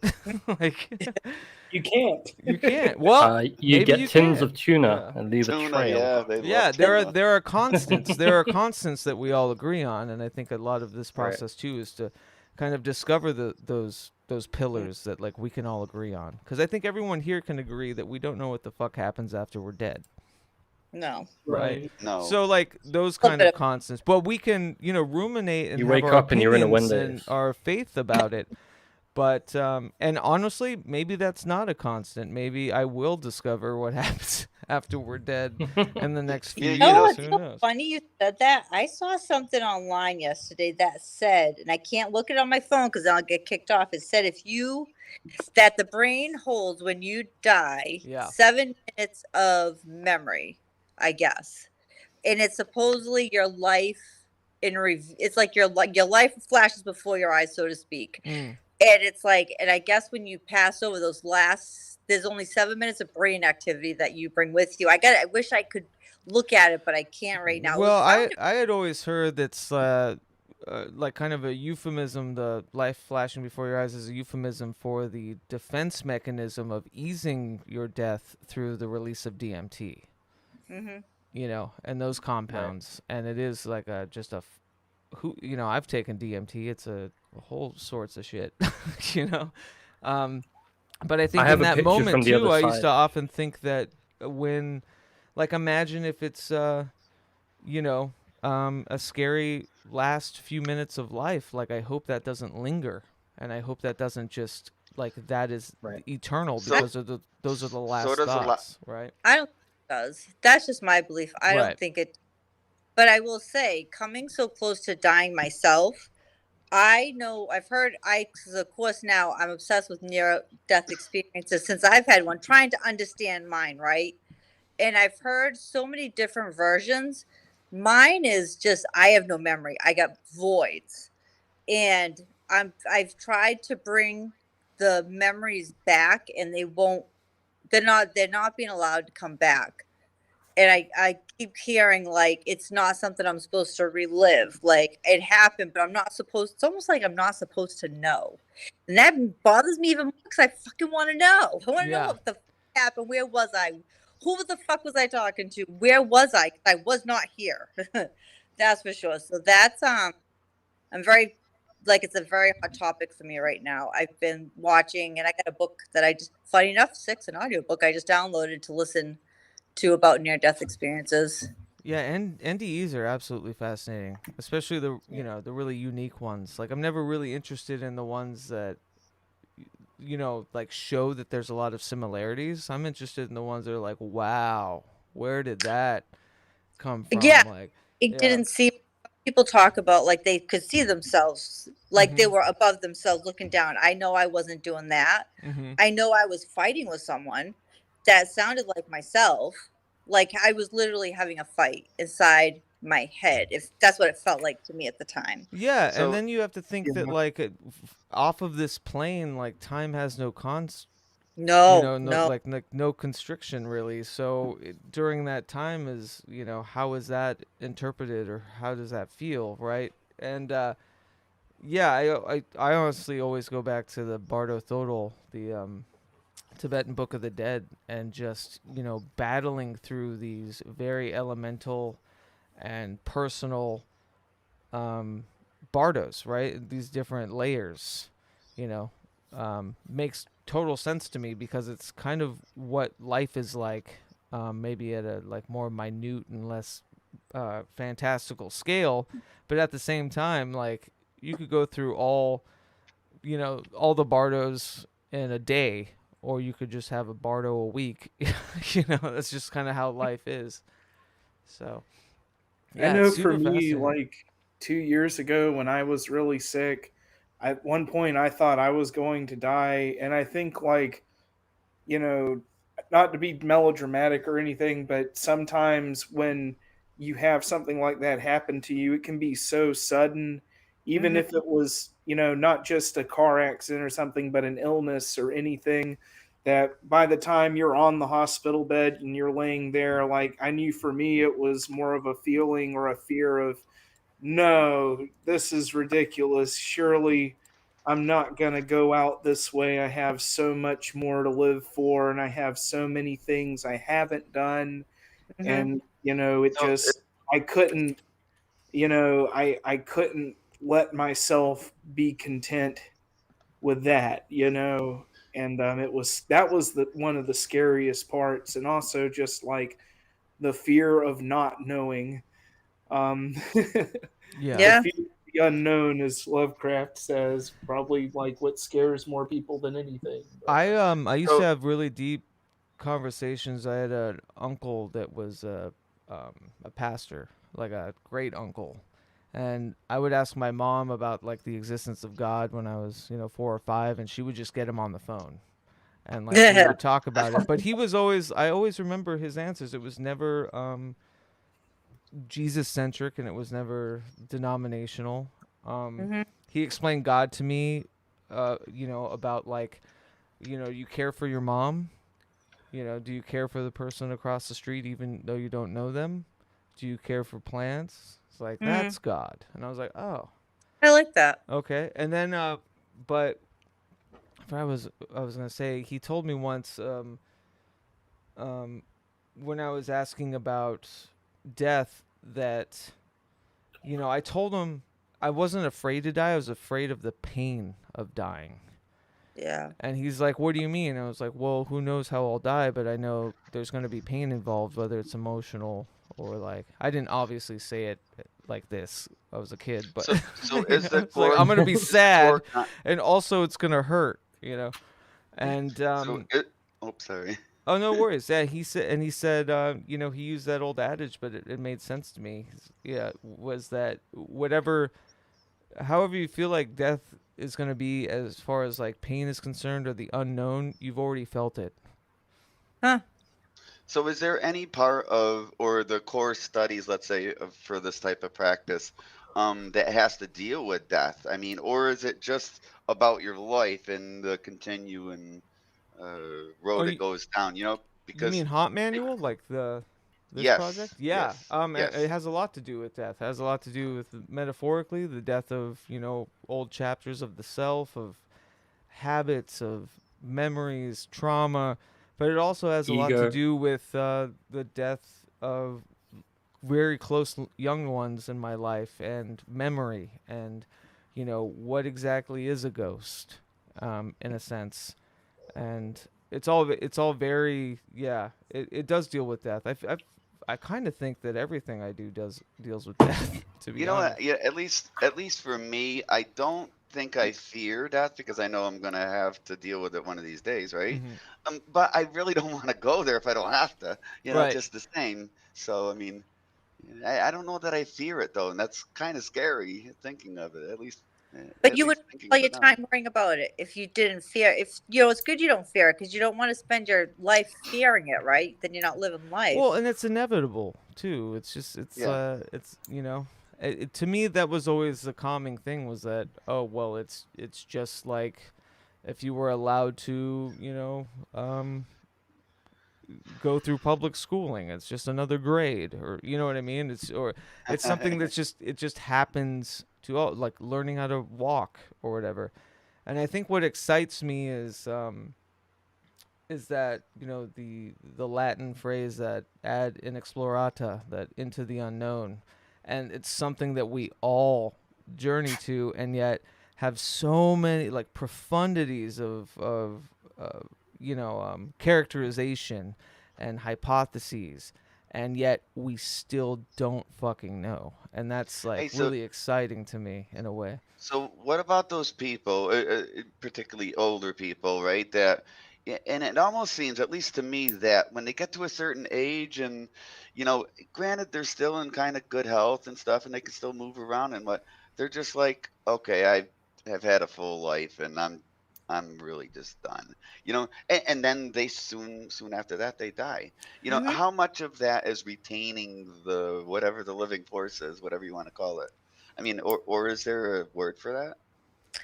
I got my The two life cents, force? Yeah. said their piece. Go for it. Yeah. So this is just my belief, and make of it what you will.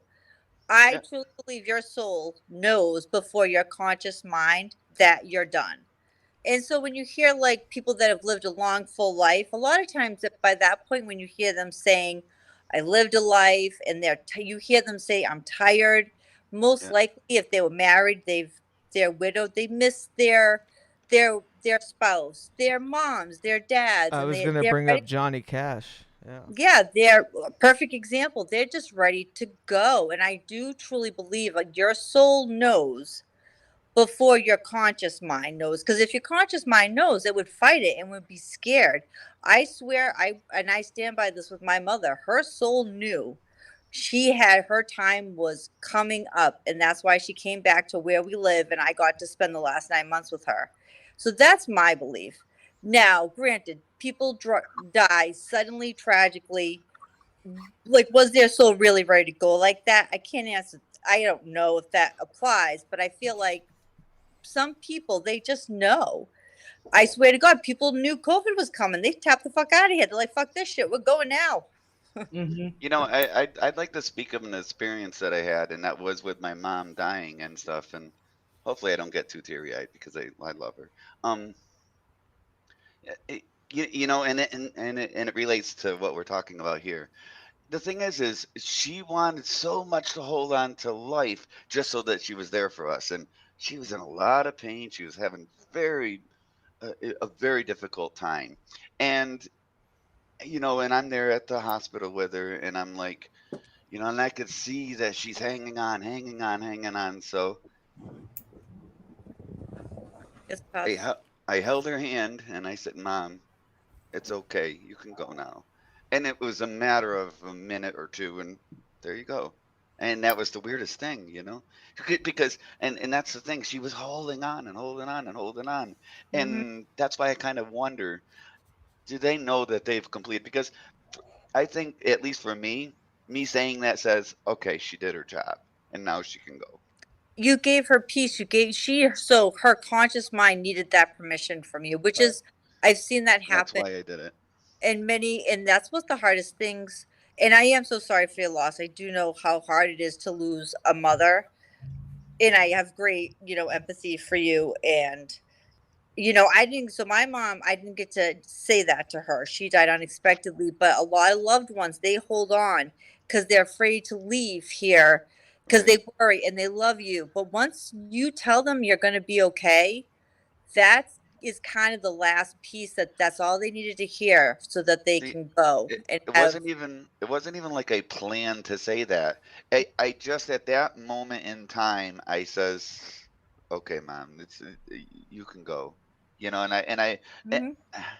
and that was just so weird. It was within a very very short time. At least for me, it seemed like a short time. Hmm. I held her hand the whole way through. So I'm glad that I could do that. It was the most loving thing you could have done for her as a son. She was a beautiful woman. Yeah, Beautiful. that's Absolutely gorgeous. loved everybody. And I'll sit back for a little bit That's here. gorgeous and absolutely fortunate too to be able to do that. Is it's a beautifully painful Mhm. experience. In my life, the people I've lost, it seems like they shouldn't have. Um, I lost my best friend to two different types of brain cancer at 26. Otherwise, completely healthy person.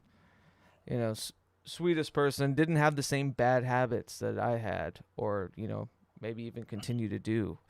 So it's just the rhyme and reason too is like all these variables of physicality and environmental and you know knowing when to let go and having the choice sounds like the most beautiful way to Hmm. do it. um, but I've never come across someone that wasn't, or in my life, aside from my grandmother, who actually watched her take her last breath a couple years ago. Everyone else was just kind of ripped away. It Hmm. wasn't, you know, Yep. it was all very sudden. So, yeah. Yeah. That's, there's, I got to say, like, watching someone who's sick and slowly deteriorate in front of your eyes, and you're just there waiting versus getting a phone call that they're gone. I don't know which one is worse, or if there is one that's better, to be honest. I feel like they're just both as painful and shocking and traumatic to the I, system. I think Sometimes you don't I know think though. Sometimes it's just a normal day and then Hmm. pop it like Yep. it happens out of nowhere.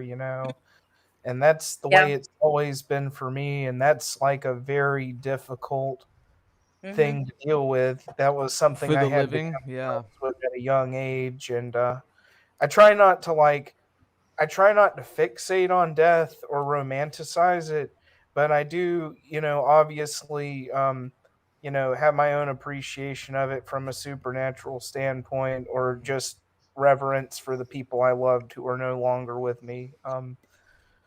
But yeah, it's heavy I subject. actually Heavy subject. I'm I, sorry. I actually I'm sorry about that. I mean, No. I love her so Oh, much, don't be and so. No, Don't be sorry. I thought it was What? absolutely beautiful, and that's exactly the why thing we're here. is I didn't expect it, but it actually felt good that she was. I know it sounds horrible, but It I doesn't Yeah, it's sound like a definitely know horrible. she relief that they're wanted no to be longer Yeah, anymore, suffering, right? Yeah. and Yeah. Don't. she did doesn't live a sound happy horrible at all. life. There is Okay, fates worse than death, and being in the prison of Yeah. the body I that felt can no relieved, longer go like so forward much is the weight come worst. off so much weight come off my shoulder at that very instant. Yeah. Because I was Yep. constantly worried about her, and and I seen her, and I made sure I seen her a lot too, and that was important. I went to visit her quite often, so yeah. I'm sorry for bringing up such a No, it's difficult okay. And thing, to but Yeah, bring it it's around too, okay. your questions about, sigils and totems and stuff. I'm and sure you have multiple like charged artifacts from her around you at all times that I just do have stuff. yeah. Actually, I have photos from way back in like 19. Oh my God, she's let's see, You know, 1940s and I'm the same 50s. with my granddad that Yeah, I'm died. gonna I have guess. pictures of him on my desk all the Yeah. time. I Mine's on my have altar. a whole thing to my mother behind me on my altar. I have a. I know this sounds a little. We want to talk about a little bit morbid, but I do have a little urn of her ashes on my altar. I have her picture. I have dimes and pennies that I have found during specific times when I swear they're signs from her, so they're all up there as well. Plus pictures of my grandparents. So they always watch. I truly believe they do watch over us. They want us to celebrate them and not mourn. Not they get the sadness, but I feel like they want us to celebrate them and remember them. And Yeah. she, it's when you watch someone in pain, what is the most cruelest thing to do is to keep that person in pain. So the Right. kindness is tell them to go. And it's okay. It's something people don't want to talk about sick. So I'm glad you brought it up because it's a uncomfortable subject. And I absolutely feel fortunate that you felt open, you felt safe enough to be open and honest about that because that Yeah. is a really beautiful Hmm. story, and that kind of empathy is exactly what I'm trying to be around. You know. Well, see, that's part of my. I guess that's part of another question. I guess speaking about, um, that we're living in the current type stuff, and that's what I think you should probably target at least. But at some point, there's going to be an end to everybody. Mm. And I don't know what's there. Is there an afterlife? Is there a spiritual life? Is there some other realm that we've never heard of? I can't say. I don't know, and I don't know if that's scary. Well, it's scary thinking that it's not scary. I guess that's the way to put it. I But don't. I guess in my heart, I would like to go see her again. I guess maybe that's You Yeah. will see her whenever yeah. you I mean, I die. don't know. Die alone. She'll be there when you someday in the very very distant future six. She'll be there. You'll see Yeah, her well, again. that's what I would hope. That's what I would You hope, will. anyways. So Yeah. And in dreams and in totems and in waking Yep. memories and in all of that. That to me that's like the not how do I put it? I think ghost has a bad connotation, but to me, that's what a ghost is. And I think It it's is. actually really beautiful, you know. Oh yes, and they are very like so. Everyone's a different. My mother's very persistent. If she's trying to get my attention, she fucks with my lights. And I true story. I kid you not. There's one light. I'm like, okay, all right, gotcha. I hear ya. Certain songs come on that I know are from her. So that's what you look for. Sixth is Yeah. those specific things, and you'll know it's them. yeah, You'll what's unusual is that well, I don't recall having any like apparition or anything or hearing her or waking up and thinking she's there kind of thing. I don't remember that kind of stuff. Although it might have happened, I don't remember it. Maybe I'm just holding it back. But for my cat, when my cat died, being that it was around me all the time, at my home, I would just see shadows in the sides of my eyes, and it just yep. freaked me out. And That's and it. Yeah. and there were certain things that I would do and say to the cat at certain times, and I found myself saying this stuff, and he's not there. So, Yeah. I Cat was mean, the cat was there. They're just like us. Like like a that's ghost. how you see spirit. It's out of the corner of your eyes. They Cats look are like a aliens. We all know this. flash.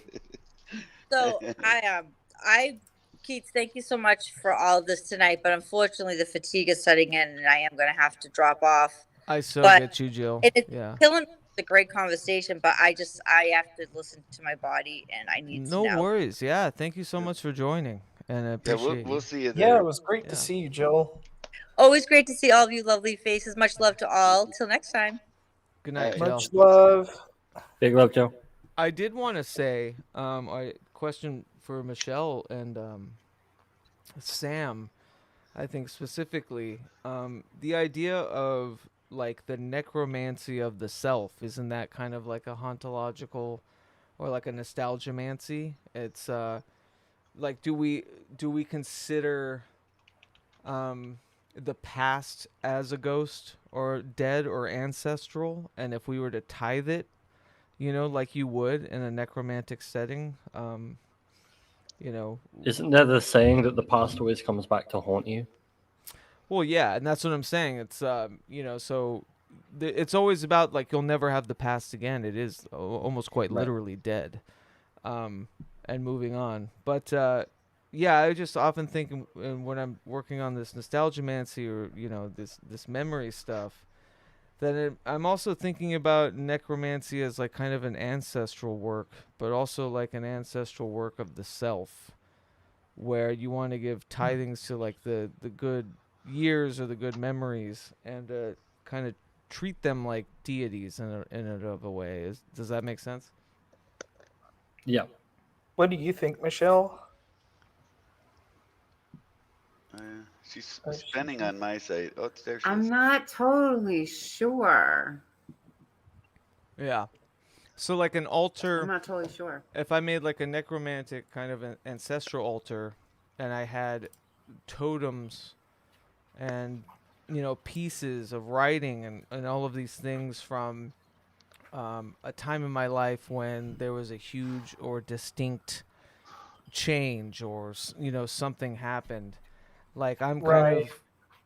of imagining it, and this is just I'm being hypothetical because I'm probably in too deep with this shit right now because I'm writing about it, but like in and of itself, it's like I can kind of create um, a deity of sorts to tithe like I would, any other, but it would be a specific memory.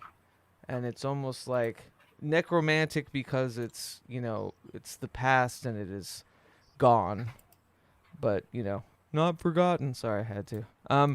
And then, you know what I mean? Does that make sense? It might be a little too bare. Yeah, I mean, I think it's a good.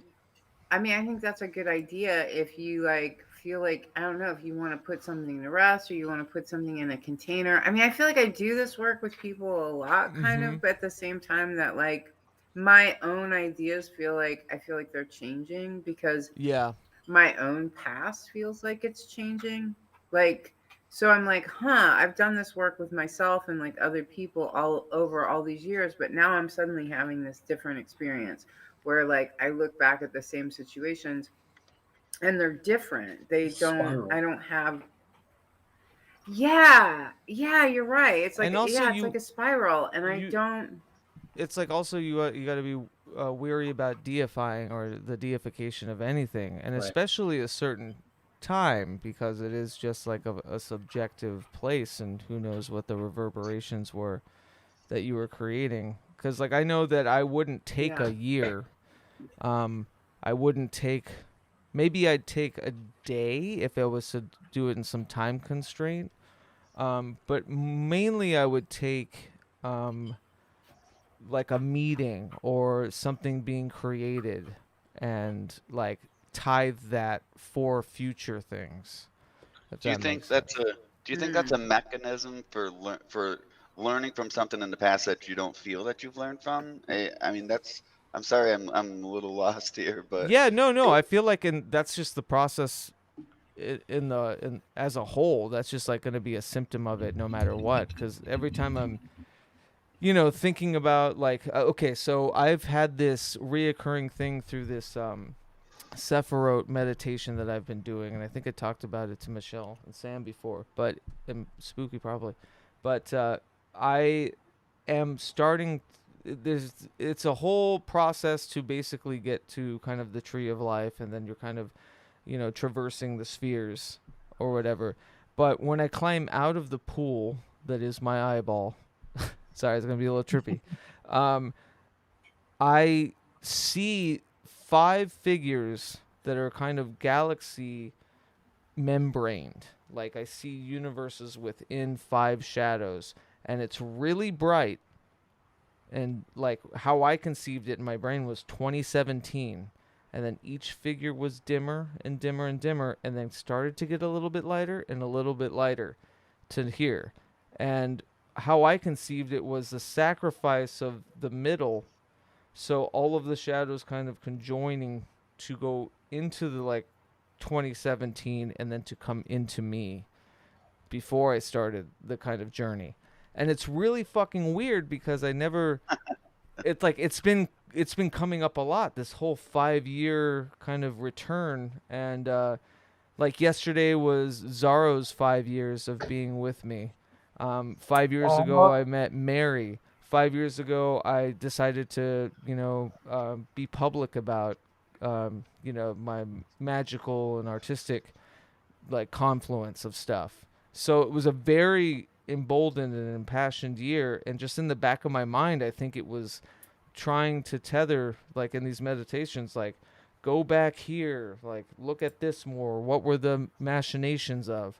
And so I don't know, I'm thinking in kind of like a necromantic way, as you would kind of raise the dead, you would raise like the self that was of that time, to kind of Yeah. conjoin for the future. You know what I I see mean? what you're saying. Yeah, Yeah. yeah, yeah. That helped out. I was thinking like, okay, yeah, sure, the past is the past, and you can't do anything about it. It's already been done. So in that sense, I took it as the literal. Okay, it's dead. There's nothing you can do about it. But to go ahead and bring back that old self and bring them all together. Now that's where I'm getting confused. You're taking like Well, five I entities and would pulling them into one. well, Is I that would say this. I would say we don't exist in time. Right. Time exists inside of us. Right. So I, everything up until that point has already happened and already exists inside of you. Um, I think that it would really depend on your end goal, Keats, Mm. and Because it was because also an extremely raucous year. Like think about, it was what I was talking about in the beginning of the piece. It was like the tower card personified. Like everything else, there was a lot of gain that has stayed with me, but everything else fucking burnt the fuck down. I And it's think like I like don't necessarily want the full energy of that, but it's also kind of, it's like you don't want the full energy of, maybe things you are or beings you are well, tithing with. You want the communion of that energy, but you don't want to be possessed by that energy. If that makes sense. so? So, I So I have a maybe I question. can I have a ask. question. Okay. So, I was just thinking while you were talking, like human beings spend a lot of time focusing on like what can I glean from the past, like the necromancy of the self you were just talking about, or we spend it worrying about the future events that haven't happened. And I'm just wondering, like, is it possible to be nostalgic for the now? yeah, absolutely. And I think Like, what started all of this was because I'm like, admittedly, I'm too present. I cut off nostalgia, sentimentality, and I can't really think too far ahead just because of how my life is, and I'm so kind of thrust in the now. And so the idea is to, it's never to excise something. I don't want to stop that. I just want to add to it, from the past, while also like, in the process of future casting, right? Of making right, kind of a healthier future. So it's like it's of that third mind, right? Of all three together, that's the right, communion. And I'm yeah, very and this is all, like I'm saying, I'm just speaking off the dome. These are just, kind of midnight musings I have writing about this stuff, and and then delete, delete, delete, delete, or you know. fun times. Yeah, yeah. But it's come up with me a lot about it's not time travel. That's, what I mean. I'm not going to rectify. What I'm trying to do is remember maybe the variables and the elements that created things in my life that have been very bountiful, like my relationship or different projects, and trying to kind of regress in the idea of like what worked during Uh that huh. time, and also because of my like um neurodivergence, right? There's also like ideas about a personality and how I constructed kind of myself against the somatic reality of which we all share, and like what was I, channeling, or like what was the radiation I was giving off at that time that helped constitute a lot of the good stuff, um, to, and like why, like that I'm missing now in this, and I'm coming out of it, obviously. Like this whole project was a the big step out of that, because there was this intense and major funk about being a, as I said, like a distilled ghost while everything's like happening. It's like nothing's changing. I'm just like shaking between film frames of a 16 millimeter reel, and like the light's about to burn through, you know and so it's about like how, and I might, obviously I'm overthinking of it, that's just me. I'm definitely over dramatizing like how to get But out of it. no, uh that answered my question that I was going to ask, because Sam brought up that those will always be with you, right? Even though they're in the past, they're still yeah. with you. So can you bring them to the forefront and check out what formula was I using to end up with this outcome? Am I catching that right? Yeah, so a lot of it too is utilizing. So it was crazy. So when I did the Audiomancy stream that was the soundtrack to the beginning, I found myself, because I basically picked a key and just played for 30 minutes, and it was completely improvised. But what I found was I was rediscovering like pathways to melodies I had absolutely written but totally fucking forgot and never did anything I with. know that feeling. Yeah, and so Yes. it was like I'm rediscovering those neural pathways, or those memories, that are actually inspiring, that were somehow compartmentalized, but I'm Right. trying to find the tools to keep doing that, but larger than just with music, Yeah, like I do with that very life, thing. right? I do that very thing is I look back to, and okay, and now that even makes more sense. Um, I look back to see what I did, and why did that sound so cool? And then like you said, I rebuild those neurons and the Hmm. connections there, and then I say, aha, there it is. So you actually improve yourself. So you doing this, bringing back those five memories or those five entities or whatever you want to call them. Hmm. Um, and looking at them is actually helping you advance and add into you, Right, because and now and, and you know also better. it's personal, in the sense that it's not just because, like, like all of this has meaning to me, right? And how I'm visualizing it, everyone would visualize this completely differently, in their own meditative process. But this has just been Yeah. coming up to me, and it keeps barking like, 2017. What was it about 2017? And crazy enough, there's a lot about what was it with 2017, and there was a very large working under the totality of the, you know, uh, August eclipse, during that year, that I did, that really kind of spurned all of this. And but at the same time, it wasn't in the forefront of my mind. There's like this subconscious thing where I'm like, all right, we did your 5 year plan. Let's have it under review. What worked, what didn't. Let's move forward. You know, like, Right, right. Yeah, yeah. yeah. Yeah, improving yourself. I mean, I think even if you think that you're in good condition, you're in a good shape, you're in a good part of your life, there's always things that you can Oh, improve. I mean, absolutely. you know. And yeah, and I'm obviously thinking like big and grand, because like that's just my personality. I always think that I'm just inherently dumb or doing something wrong, and you can't progress. I know that's not necessarily true, and it might actually be a lot of I don't want to, do these certain things that I should Right, be doing. But at the right. same time, it's giving me a way to commune with those, and like to be honest with myself about, Now, now you're what is doing all of keeping, this. why are these certain things not progressing? What's keeping me static in these other ways? And Now, yeah, for some reason, the 2017 just like kept coming up. when you view these things or you're going to gather them in your mind, are you in a meditative state or Yeah. meditating? Yeah, Okay. it's a whole like meditation, Yeah.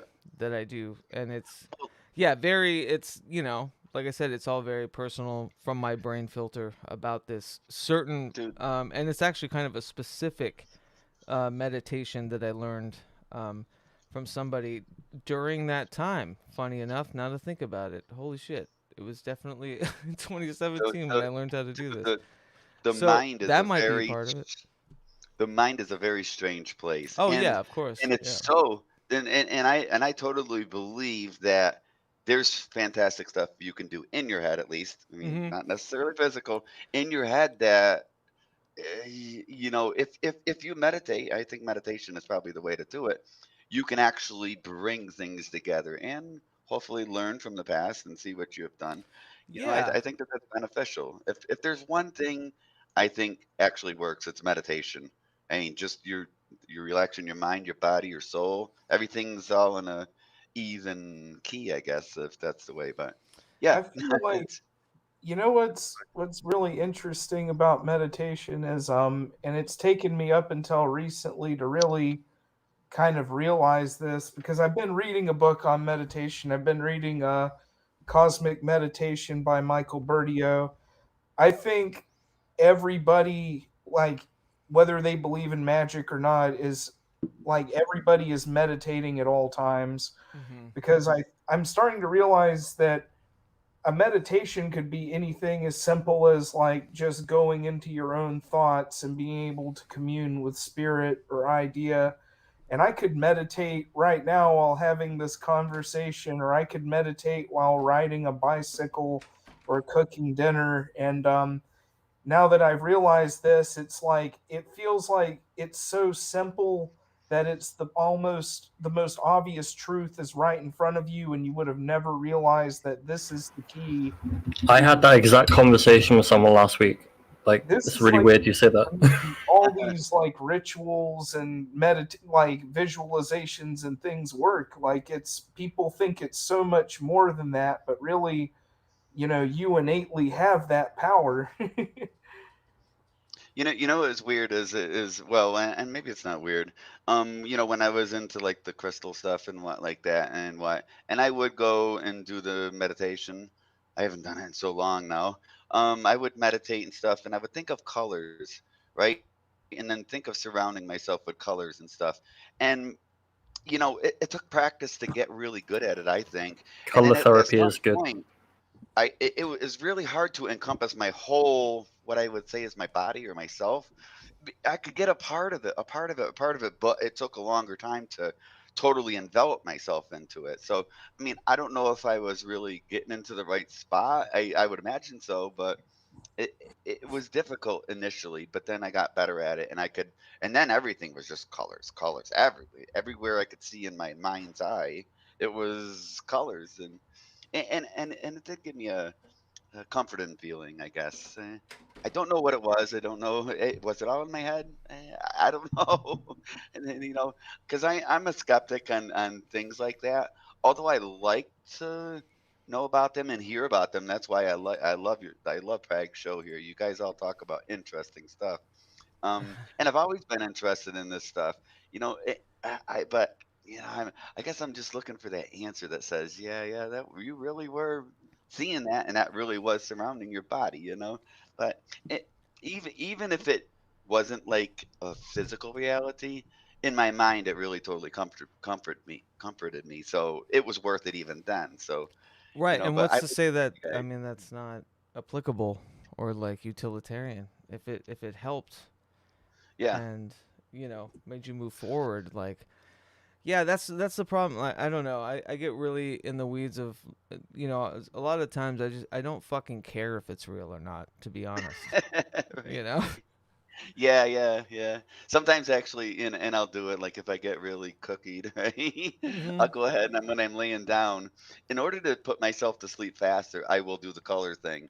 I just start thinking colors and stuff, and I, Oh I yeah, and I've that's heard great. people talk about seeing in black and white in their mind, and I guess I never really ever seen black and white, but I have seen dim the colors or they weren't so vibrant. But when I did that, the colors just got super super bright. So.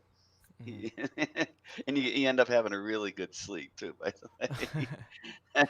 Yeah, and I don't mean to be so dismissive about the the search for this kind of somatic truth that we can all, or like this objective truth that we can all agree is, because I know that you and Kari especially are, of that, ufology, where it is so important to be,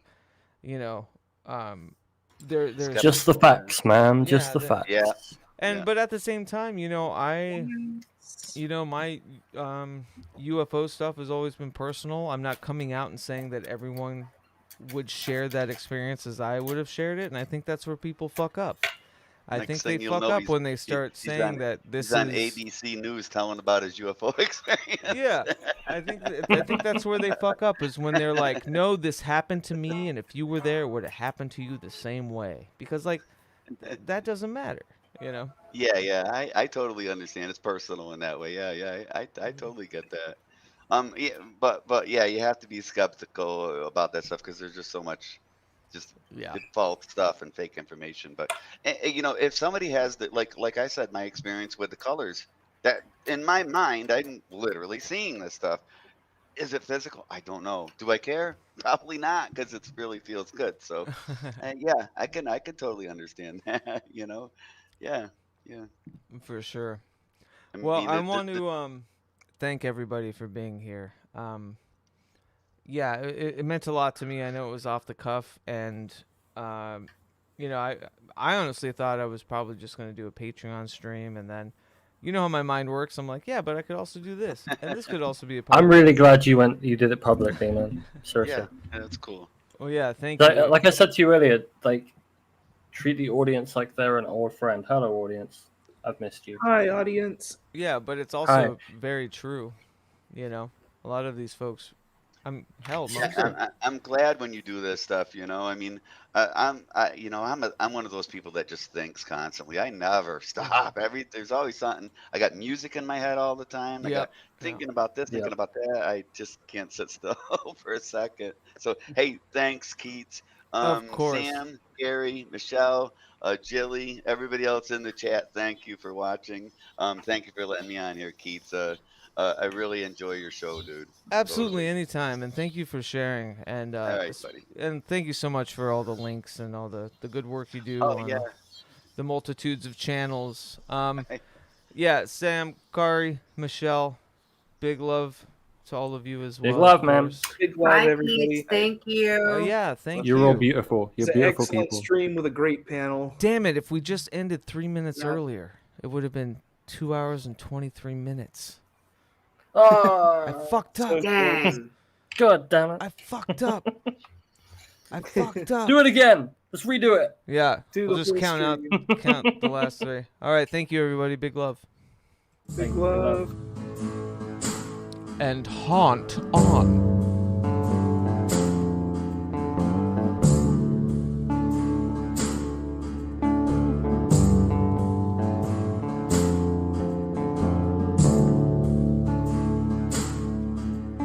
Sun can come undone, the face is one, yes we want it. Be wary of the creeping tongue that says that they own it. Shade is made when the gods fade, a secret moment. Contradiction is the face of man, don't you spin it.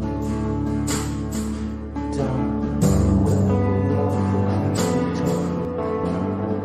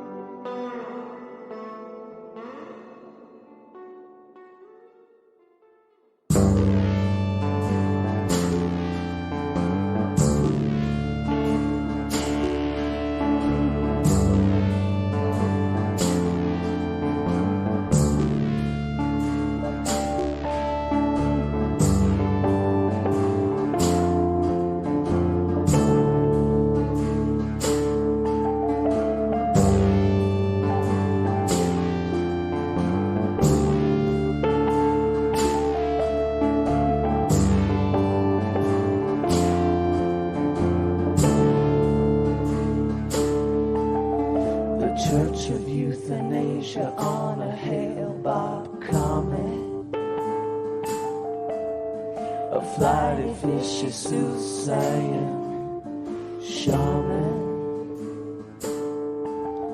Beware the creepy tongue that say that they own it. Beware the creepy tongue that say they are legion. They are legion.